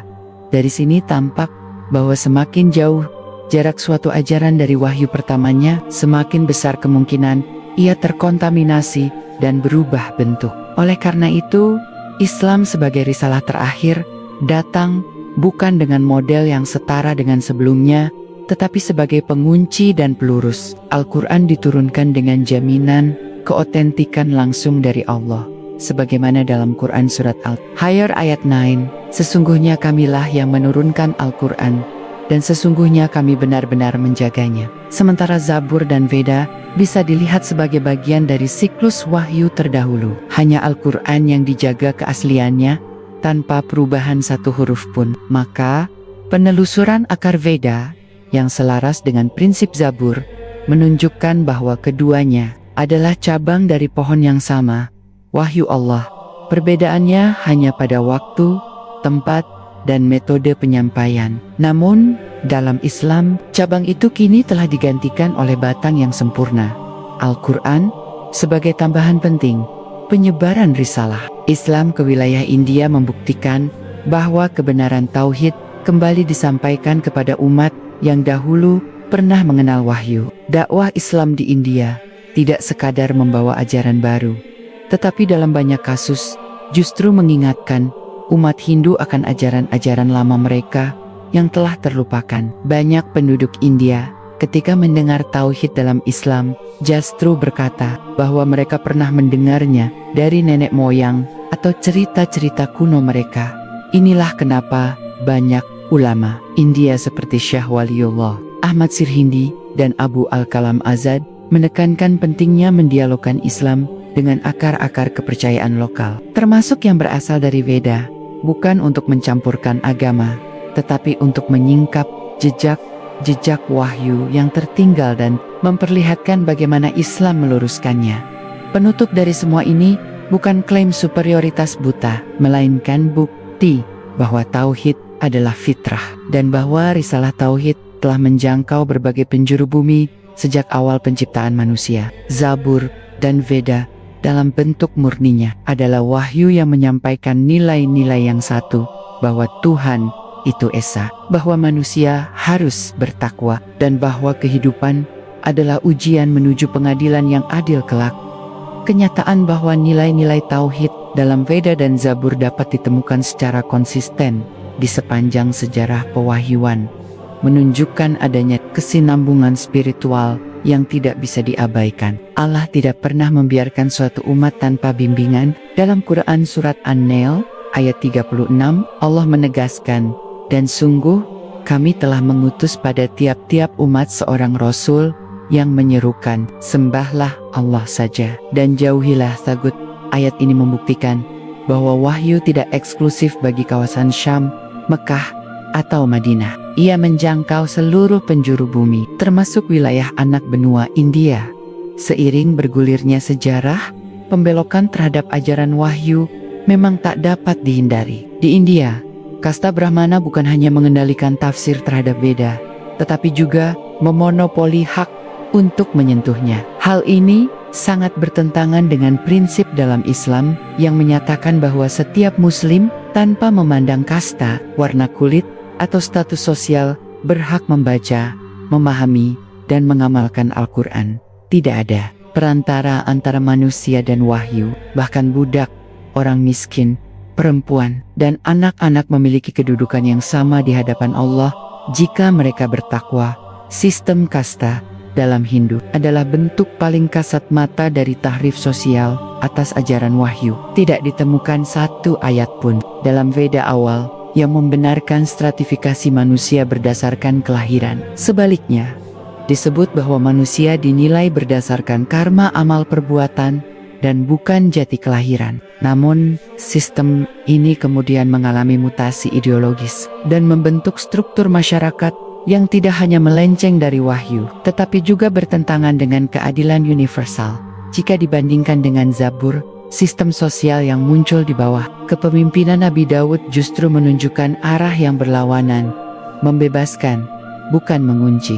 Nabi Daud dikenal sebagai raja yang adil, pemimpin yang merakyat, dan hakim yang mendasarkan keputusannya pada wahyu. Dalam Quran Surat Syad ayat 26, Allah berfirman kepada Daud, "Wahai Daud, sesungguhnya kami menjadikanmu khalifah di bumi. Maka berilah keputusan di antara manusia dengan adil, dan janganlah kamu mengikuti hawa nafsu, karena ia akan menyesatkan kamu dari jalan Allah." Ayat ini mengandung pelajaran bahwa pemimpin dalam Islam adalah pelayan, bukan kasta istimewa. Keadilan adalah manifestasi dari tauhid. Jika sistem sosial menjadikan manusia tunduk pada makhluk lain karena status lahir, itu adalah bentuk syirik sosial yang dikecam dalam Islam. Latar belakang ini menjelaskan mengapa ketika Islam masuk ke India, banyak orang dari kasta bawah langsung menerima dakwah tauhid. Mereka merasa mendapatkan kembali hak spiritual mereka yang telah dirampas selama berabad-abad. Di bawah pemerintahan Islam, banyak dari mereka yang sebelumnya dianggap hina mendapatkan posisi terhormat sebagai ulama, qadi, muazin, dan pemimpin masyarakat. Ini bukan sekadar perpindahan agama, tapi pemulihan nilai asal dari wahyu yang pernah diselewengkan. Kita juga harus mencatat bahwa sebagian besar orang India yang masuk Islam bukan karena paksaan, tetapi karena kesadaran.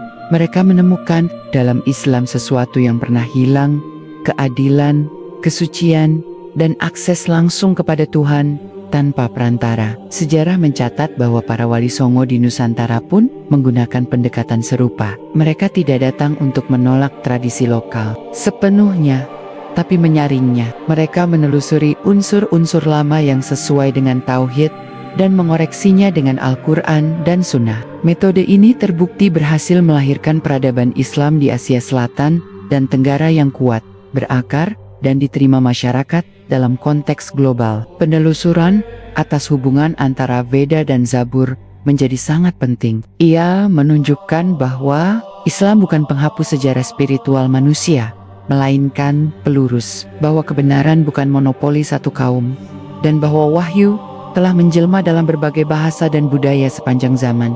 Al-Quran datang bukan untuk menyombongkan satu kelompok atas yang lain, tetapi untuk mengingatkan kembali bahwa semua manusia berasal dari satu asal. Sebagaimana disebut dalam Quran Surat Al-Hujurat, ayat 13.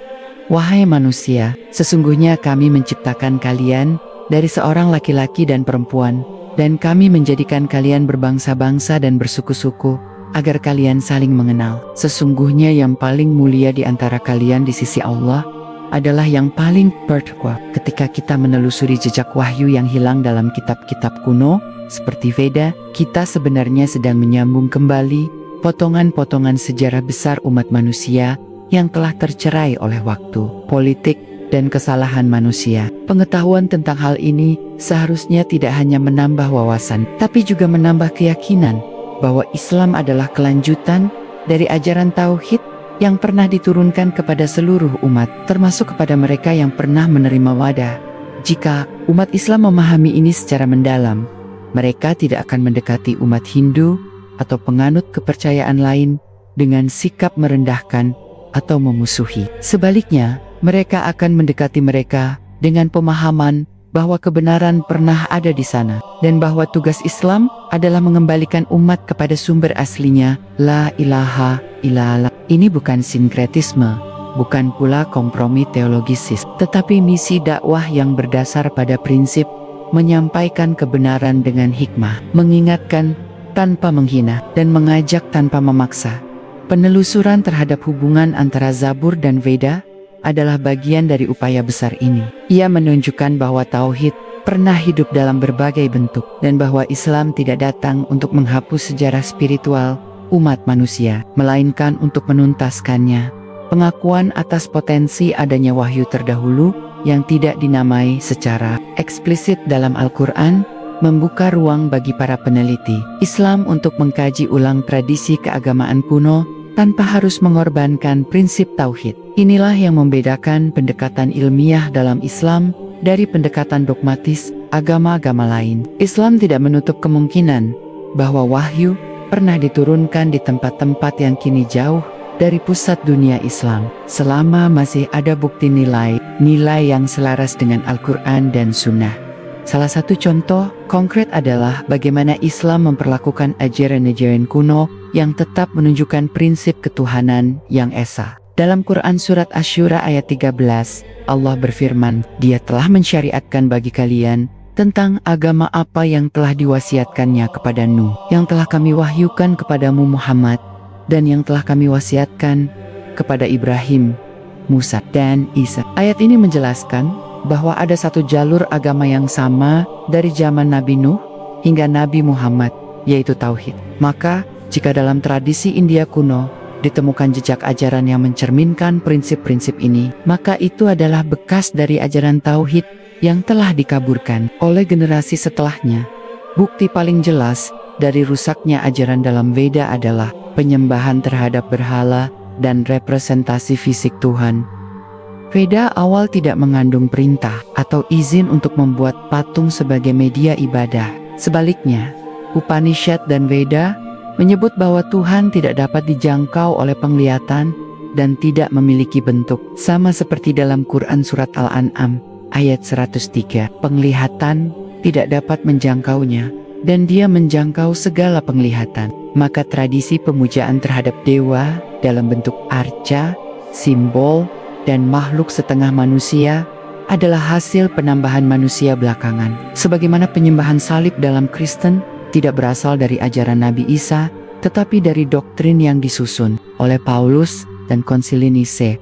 Penggantian konsep Tuhan yang esa menjadi sistem politeistik terjadi bertahap. Awalnya Tuhan digambarkan memiliki banyak sifat dan kekuatan. Kemudian sifat-sifat ini dipersonifikasikan menjadi makhluk. Lalu makhluk-makhluk ini diberi nama, cerita, dan akhirnya disembah. Proses ini pernah terjadi di kalangan kaum Nabi Nuh yang menyembah 5 orang saleh dari generasi sebelumnya, Wat, Suwa, Yaguts, Yok, dan Nasser.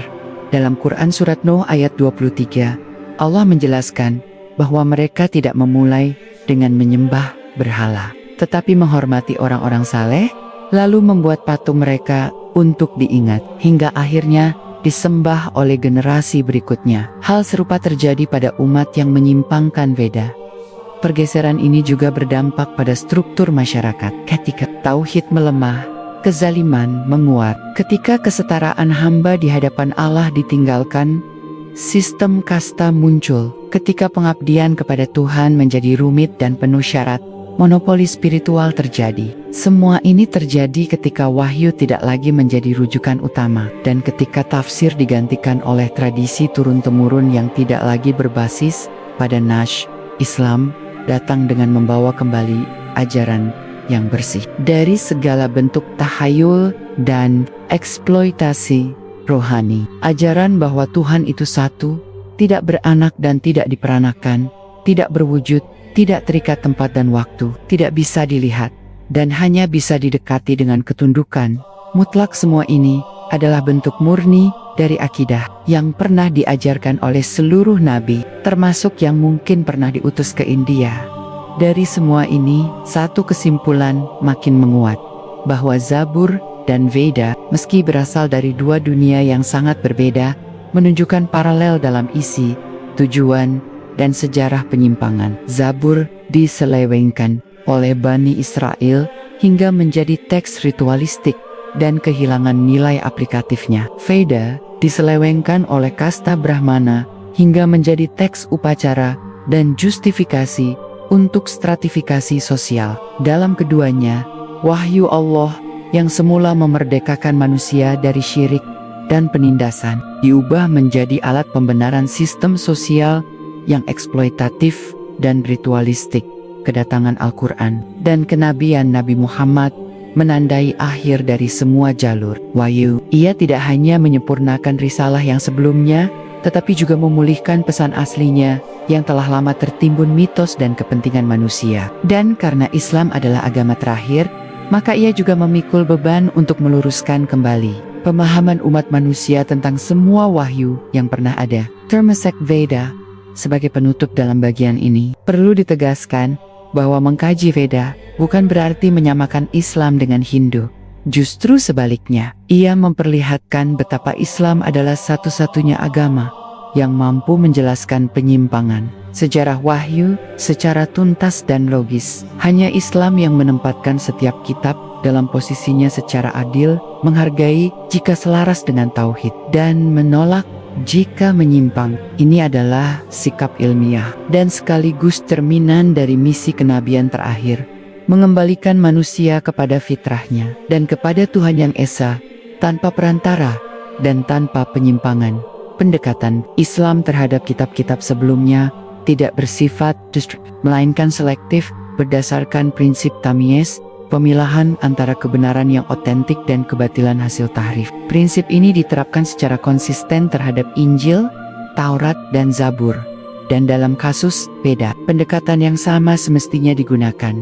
Bukan menolak mentah-mentah, tapi menilai isi berdasarkan tolok ukur tauhid, kenabian, dan kesesuaian dengan Al-Quran. Satu bagian menarik dari analisis ini adalah fakta bahwa banyak doa dalam Veda memiliki struktur dan tema yang sangat mirip dengan doa-doa para nabi. Misalnya, dalam Rig Veda Mandala 10, hymn 121, ada doa yang berbunyi, "Siapakah yang menciptakan bumi dan langit?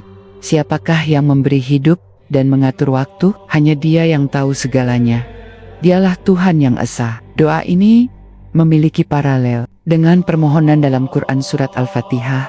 Segala puji bagi Allah, Rob semesta alam, pemilik hari pembalasan. Hanya kepadamu kami menyembah, dan hanya kepadamu kami mohon pertolongan. Kemiripan seperti ini menunjukkan bahwa dalam tradisi lisan dan teks Veda terdapat sisi komunikasi spiritual yang berasal dari wahyu. Meskipun tidak disebut siapa nama pembawa risalah tersebut, dan meskipun telah banyak bercampur dengan mitos dan legenda, pesan awal tentang Tuhan yang Maha Esa, Sang Pencipta, dan tujuan ibadah manusia tetap muncul di banyak bagian Veda. Hal ini sesuai dengan kaidah tafsir dalam Islam, bahwa tidak semua yang datang dari umat terdahulu adalah batil. Sebagian darinya masih mengandung kebenaran, jika tidak bertentangan dengan Al-Quran.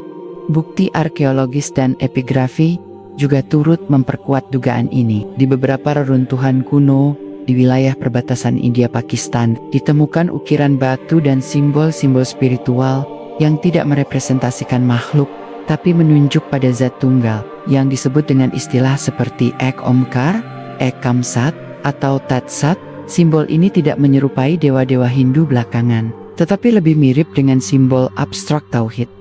Sebuah pengakuan bahwa yang disembah adalah entitas yang tidak dapat digambarkan. Temuan semacam ini mengingatkan pada simbol monoteistik awal dari bangsa Mesir kuno, seperti periode Otan di masa Firaun Akhenaten, atau monoteisme dalam kepercayaan Zoroaster di Persia. Semua ini menunjukkan bahwa tauhid bukan konsep baru yang dibawa oleh Nabi Muhammad, tetapi prinsip yang terus muncul di sepanjang sejarah manusia. Islam hadir sebagai risalah terakhir, bukan untuk mengenalkan tauhid, tetapi untuk menegakkannya kembali dalam bentuk paling lengkap dan paling dijaga. Jika kita tempatkan Veda dan Zabur dalam garis waktu pewahyuan, maka keduanya bisa dikategorikan sebagai kitab hikmah, bukan syariat. Zabur tidak memuat hukum, begitu pula Veda dalam bentuk awalnya. Keduanya berfungsi sebagai penyadaran spiritual, memperhalus jiwa, dan memperkuat hubungan dengan Tuhan. Dalam tradisi Islam, kita mengenal klasifikasi wahyu ke dalam 3 fungsi: akhlakiyah, akidah, dan syariah. Zabur dan Veda berada di wilayah akhlak dan akidah, sedangkan syariat secara lengkap hanya hadir dalam Taurat dan akhirnya Al-Quran. Dari sisi substansi, banyak ayat dalam Al-Quran yang mengajak umat manusia untuk merenungkan penciptaan alam, malam dan siang, hujan, tumbuhan, dan keseimbangan langit. Pendekatan ini juga ditemukan dalam Veda, khususnya dalam Rig Veda, yang memuat syair-syair kekaguman terhadap alam semesta sebagai ciptaan Tuhan. Dalam Himn 10.129, misalnya, digambarkan penciptaan awal langit dan bumi sebagai tindakan zat yang tidak diketahui siapa dia, namun memiliki kekuasaan mutlak atas segala sesuatu. Ini sangat dekat dengan Quran Surat Al-Ghasiyah ayat 17-20. Maka tidakkah mereka memperhatikan unta, bagaimana ia diciptakan, langit, bagaimana ditinggikan, gunung-gunung, bagaimana ditegakkan, dan bumi bagaimana dihamparkan. Lebih jauh, beberapa nilai sosial dalam teks Veda awal sejalan dengan maqasid syariah dalam Islam, penghormatan kepada orang tua, larangan mengambil harta yatim, kewajiban menjaga tetangga, hingga keharusan menepati janji. Semua itu bukan hanya norma sosial, tetapi ajaran etika yang diajarkan oleh para nabi dalam setiap risalah. Dalam Islam, nilai-nilai ini disebut furu al-din, cabang-cabang dari pokok akidah yang diterapkan dalam kehidupan sehari-hari. Maka ketika ditemukan ajaran serupa dalam Veda, ini tidak menunjukkan bahwa agama itu setara, tetapi bahwa prinsip kebenaran memang pernah tersebar luas, dan kini hanya tersisa dalam bentuk serpihan. Serpihan-serpihan inilah yang hari ini harus dibersihkan dari debu politeisme, mitos, dan manipulasi kekuasaan. Islam datang bukan untuk menciptakan agama baru, tetapi untuk mengumpulkan kembali pecahan-pecahan tauhid yang telah berserakan. Dengan diturunkannya Al-Quran, maka semua sisa-sisa wahyu lama bisa dibandingkan dan diuji. Bagian yang masih murni bisa dijadikan bukti bahwa wahyu pernah turun di tempat itu, dan bagian yang telah menyimpang bisa diluruskan dengan dalil syahih. Sikap ini tidak mengajak umat Islam untuk meromantisasi tradisi kuno, apalagi mencampurkan Islam dengan ajaran lain, tapi justru memperkuat keyakinan bahwa Islam tidak datang dalam kekosongan sejarah. Ia hadir sebagai muhaiminan, alai, pengawas, dan penentu terhadap kitab-kitab sebelumnya. Dalam Quran Surat Al-Maidah ayat 48, dan kami telah turunkan kepadamu Alkitab dengan membawa kebenaran, membenarkan kitab-kitab yang sebelumnya, dan sebagai pengawas terhadap kitab-kitab itu. Dengan kerangka ini, tidak salah jika para dai dan peneliti Islam hari ini mulai membuka kembali dokumen sejarah agama, bukan untuk membenarkannya, tapi untuk menyingkap kebenaran yang telah lama dikaburkan. Veda bisa menjadi objek kajian penting, sebagaimana Injil dan Taurat telah dikaji dalam disiplin tafsir dan perbandingan agama. Tujuannya bukan untuk membela, tapi untuk menunjukkan bagaimana Islam adalah kelanjutan dari semua wahyu terdahulu, sekaligus penyempurnanya yang dijaga dari tahrif dan manipulasi.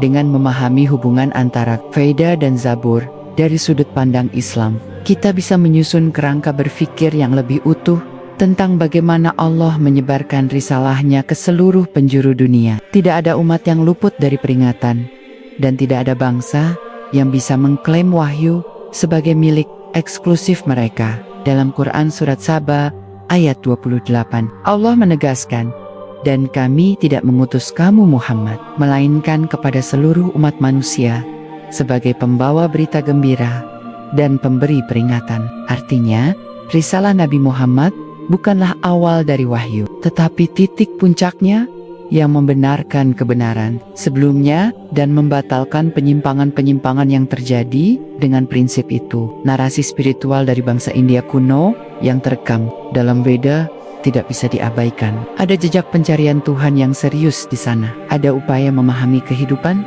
akhirat, dan moralitas yang diungkapkan dalam bahasa yang kompleks, namun mengandung makna yang dalam. Dan dalam banyak kasus, narasi itu tidak muncul dari budaya politeistik yang lahir tiba-tiba, tetapi dari transformasi yang bertahap dari ajaran tauhid menjadi sistem ritual dan dewa.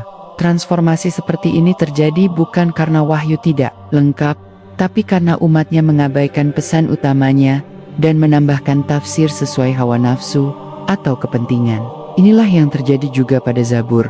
Dalam teks Mazmur yang masih tersisa, terdapat ayat-ayat yang mengagungkan Allah, menyeru keadilan, dan menjanjikan keselamatan bagi orang-orang yang beriman. Tapi sebagian lainnya ditambahi unsur emosional yang berlebihan, ratapan pribadi yang tidak sesuai dengan standar wahyu, dan bahkan kutukan terhadap musuh yang bersifat pribadi, bukan ketetapan hukum dari Tuhan. Perubahan-perubahan itu menyulitkan identifikasi mana bagian yang masih murni dan mana yang tidak. Namun, dalam Islam, kita diajarkan satu metode yang sangat kokoh, menyaring semua informasi dari umat terdahulu dengan prinsip ma yuwafiq Al-Quran fahuwa haq wa ma yukhalifuhu fahuwa batil. Apa yang sesuai dengan Al-Quran adalah benar, dan apa yang bertentangan dengannya adalah batil. Maka, ketika kita menemukan dalam Veda atau Zabur ajaran tentang Tuhan yang Esa, tentang kejujuran, keadilan, larangan berzina, mencuri, dan syirik, semua itu adalah ajaran yang dibenarkan. Tapi ketika kita mendapati ajaran tentang dewa yang inkarnasi, Tuhan berwujud manusia, dan pengampunan dosa melalui darah atau ritual sihir, maka semua itu ditolak karena bertentangan dengan tauhid. Dari perspektif ini, penelitian lintas kitab bukan sekadar urusan akademik. Ia menjadi alat dakwah, alat pembuktian bahwa Islam bukan agama yang lahir dari ruang kosong atau dari budaya Arab semata, tetapi ia menyambung garis risalah yang dibawa oleh para nabi dari setiap umat. Maka Islam adalah rumah terakhir bagi seluruh manusia, tempat berkumpulnya semua serpihan kebenaran yang telah terpencar dan rusak oleh waktu. Ajaran tentang satu Tuhan yang tidak terlihat, tidak memiliki rupa, tidak dibatasi oleh ruang, tidak dilahirkan, dan tidak melahirkan, adalah inti dari semua wahyu yang murni. Ajaran ini pernah disampaikan oleh para nabi di Mesopotamia, Mesir, Syam, Persia, India, bahkan mungkin wilayah Asia Timur dan Afrika Tengah. Perbedaan bahasa dan istilah tidak menghapus kesamaan esensinya, dan Al-Quran sebagai kitab pamungkas mengajak semua umat untuk kembali ke satu prinsip ini. Sebagaimana ditegaskan dalam Quran Surat An-Nahl ayat 125, serulah ke jalan Tuhanmu dengan hikmah dan pelajaran yang baik. Ketika umat Islam memahami bahwa tauhid adalah pesan universal, maka misi dakwah tidak lagi terbatas pada membandingkan agama secara polemis. Ia berubah menjadi usaha menyadarkan manusia bahwa sebagian dari mereka pernah mengenal kebenaran, tetapi kehilangan jalannya. Dan tugas umat Islam hari ini adalah menunjukkan bahwa jalan itu masih ada terjaga utuh dalam Al-Quran. Jika kita lihat, baik Zabur maupun Veda Somasyuma diturunkan dalam masa sebelum hukum syariat yang komprehensif diberlakukan. Keduanya adalah kitab pujian dan hikmah, bukan kitab hukum. Maka tidak heran jika gaya bahasa dan isi keduanya lebih menekankan pada kontemplasi, keindahan ekspresi, dan hubungan personal dengan Tuhan. Dan inilah yang menjadi pelengkap dari sisi lain wahyu, bahwa manusia tidak hanya butuh hukum, tapi juga butuh kelembutan hati, pengingat, dan motivasi spiritual yang menembus logika. Islam menggabungkan keduanya, syariat yang ketat dan hikmah yang lembut. Ia melengkapi hukum Taurat dan nyanyian Zabur. Ia menyaring nilai Injil dan menyempurnakan pesan Veda. Maka, ketika Al-Quran datang, seluruh dimensi wahyu, baik hukum, akidah, akhlak, maupun tazkiyah, dikembalikan kepada satu sumber dan satu pemahaman. La ilaha illallah. Dengan kerangka ini, menyandingkan Zabur dan Veda dalam kajian sejarah Islam bukan hal yang aneh, melainkan langkah logis dalam memahami keluasan rahmat Allah kepada seluruh umat manusia. Ini juga menegaskan bahwa Islam adalah agama yang membuka pintu bagi siapapun yang ingin kembali kepada tauhid tanpa melihat asal-usul budaya, kitab, atau ras.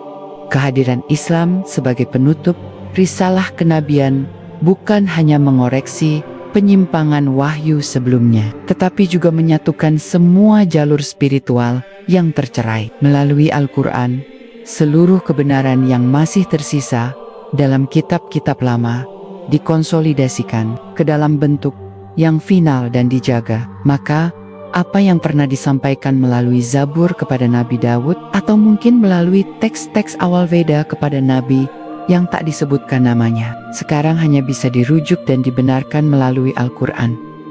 Inilah mengapa dalam Islam, posisi Al-Quran bukan sekadar sebagai kitab baru, melainkan sebagai mizan, timbangan untuk mengukur kebenaran. Jika Zabur mengandung pujian dan nyanyian yang menyeru pada ketaatan kepada Tuhan, Al-Quran memperkuat dan meluruskan prinsip-prinsipnya. Jika Veda mengandung doa dan meditasi kepada Tuhan yang Esa, Al-Quran menegaskan siapa Tuhan itu, bagaimana sifatnya, dan bagaimana cara menyembahnya dengan benar. Misalnya, dalam banyak bagian Veda, disebutkan nama-nama Tuhan seperti Brahman, Ishwar, Paramatma, yang masing-masing menunjukkan zat tertinggi. Islam menjawabnya secara eksplisit melalui Asma'ul Husna.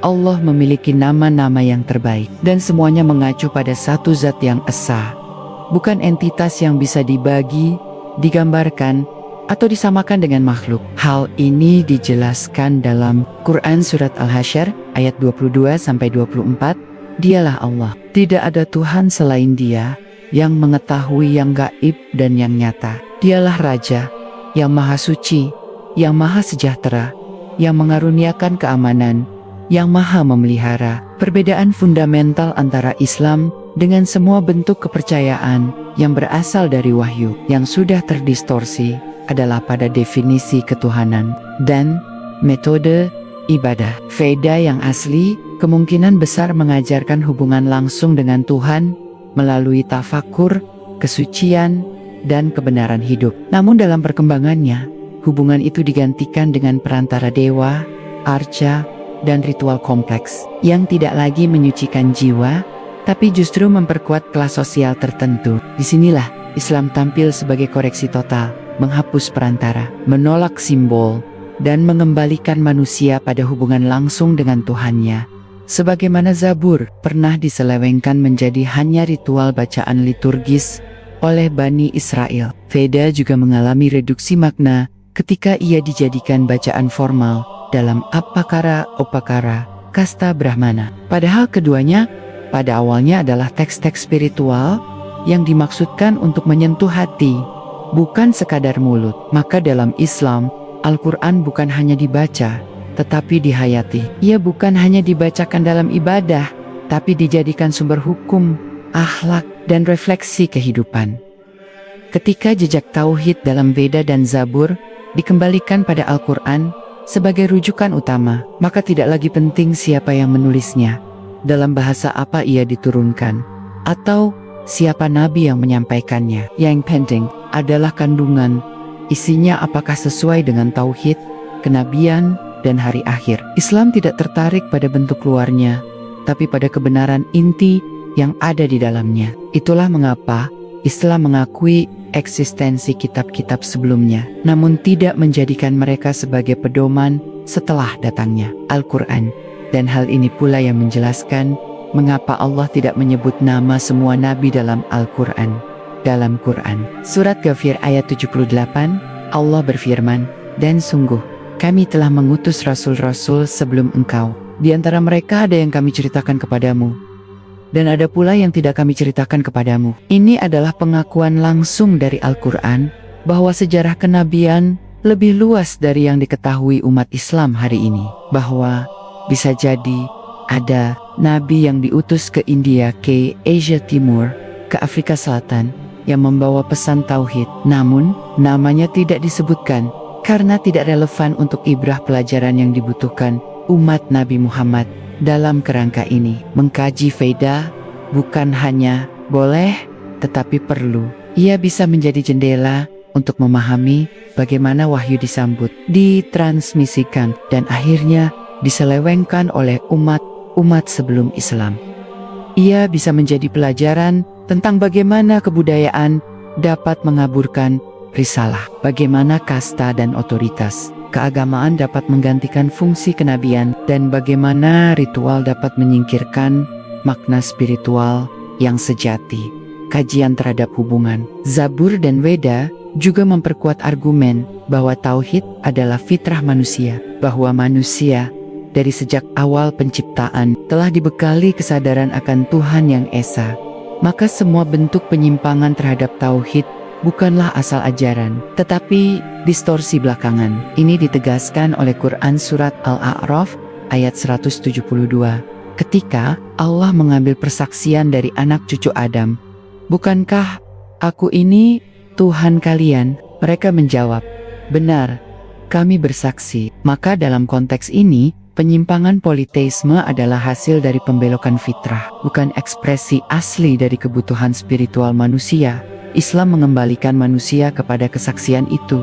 Don Mannering, kembali semua serpihan wahyu yang masih tersisa di berbagai belahan bumi. Disinilah posisi penting Al-Quran sebagai hakim pengadil atas seluruh kitab sebelumnya. Ia bukan hanya menegaskan kembali tauhid, tetapi juga menyusun kembali struktur keimanan yang telah dirusak oleh sejarah dan keserakahan manusia. Maka jika dalam Veda kita menemukan secercah cahaya, ia harus diarahkan ke Al-Quran. Dan jika dalam Zabur ada nada-nada hikmah yang menggetarkan, ia harus dikonfirmasi oleh dalil yang syahih pada Akurnia. Mengenali jejak kebenaran dalam kitab kuno bukan untuk menghidupkan kitab-kitab itu, tapi untuk menunjukkan bahwa Islam benar-benar menyempurnakan semuanya. Seperti disebut dalam Quran Surat Al-Anbiya ayat 107, "Dan tidaklah kami mengutusmu Muhammad, melainkan sebagai rahmat bagi seluruh alam." Ini termasuk bagi mereka yang dahulu menerima Veda dan Zabur, agar mereka tahu bahwa rahmat itu kini telah sempurna dan terbuka bagi siapapun yang ingin kembali kepada tauhid.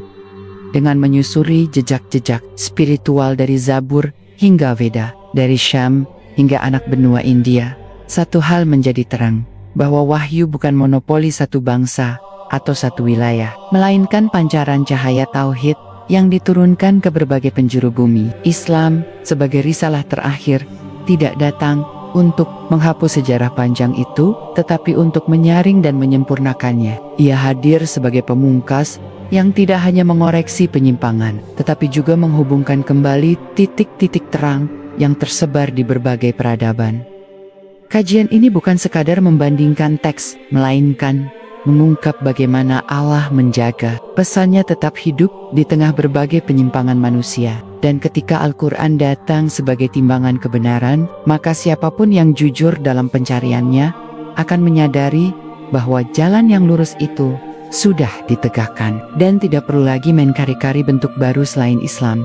Zabur dan Weda bukanlah lawan dari Al-Quran, melainkan lembaran-lembaran sejarah yang menunjukkan kebutuhan manusia terhadap petunjuk. Dan hari ini, petunjuk itu telah sempurna. Ia bukan lagi serpihan, bukan lagi hikmah terpisah, tapi wahyu yang dijaga Allah, diturunkan kepada Rasul terakhir, dan diperuntukkan bagi seluruh umat manusia, tanpa sekat budaya, kasta, warna kulit, atau silsilah. Maka tugas kita bukan menghidupkan kitab-kitab lama, tetapi menghidupkan kembali semangat tauhid yang pernah mereka bawa, dan mengajak dunia kembali kepada satu jalan. Jalan para nabi, jalan Ibrahim, jalan Musa, jalan Isa, dan jalan Nabi Muhammad. Inilah jalan lurus yang tidak akan pernah diliputi kabut lagi, karena ia telah dijaga oleh Allah hingga akhir zaman. Semoga kita termasuk orang-orang yang tidak hanya mengenal kebenaran, tetapi juga hidup di atasnya, yang tidak hanya mengkaji, tetapi juga mengambil pelajaran untuk membimbing umat kepada cahaya tauhid yang abadi. Wassalamualaikum warahmatullahi wabarakatuh.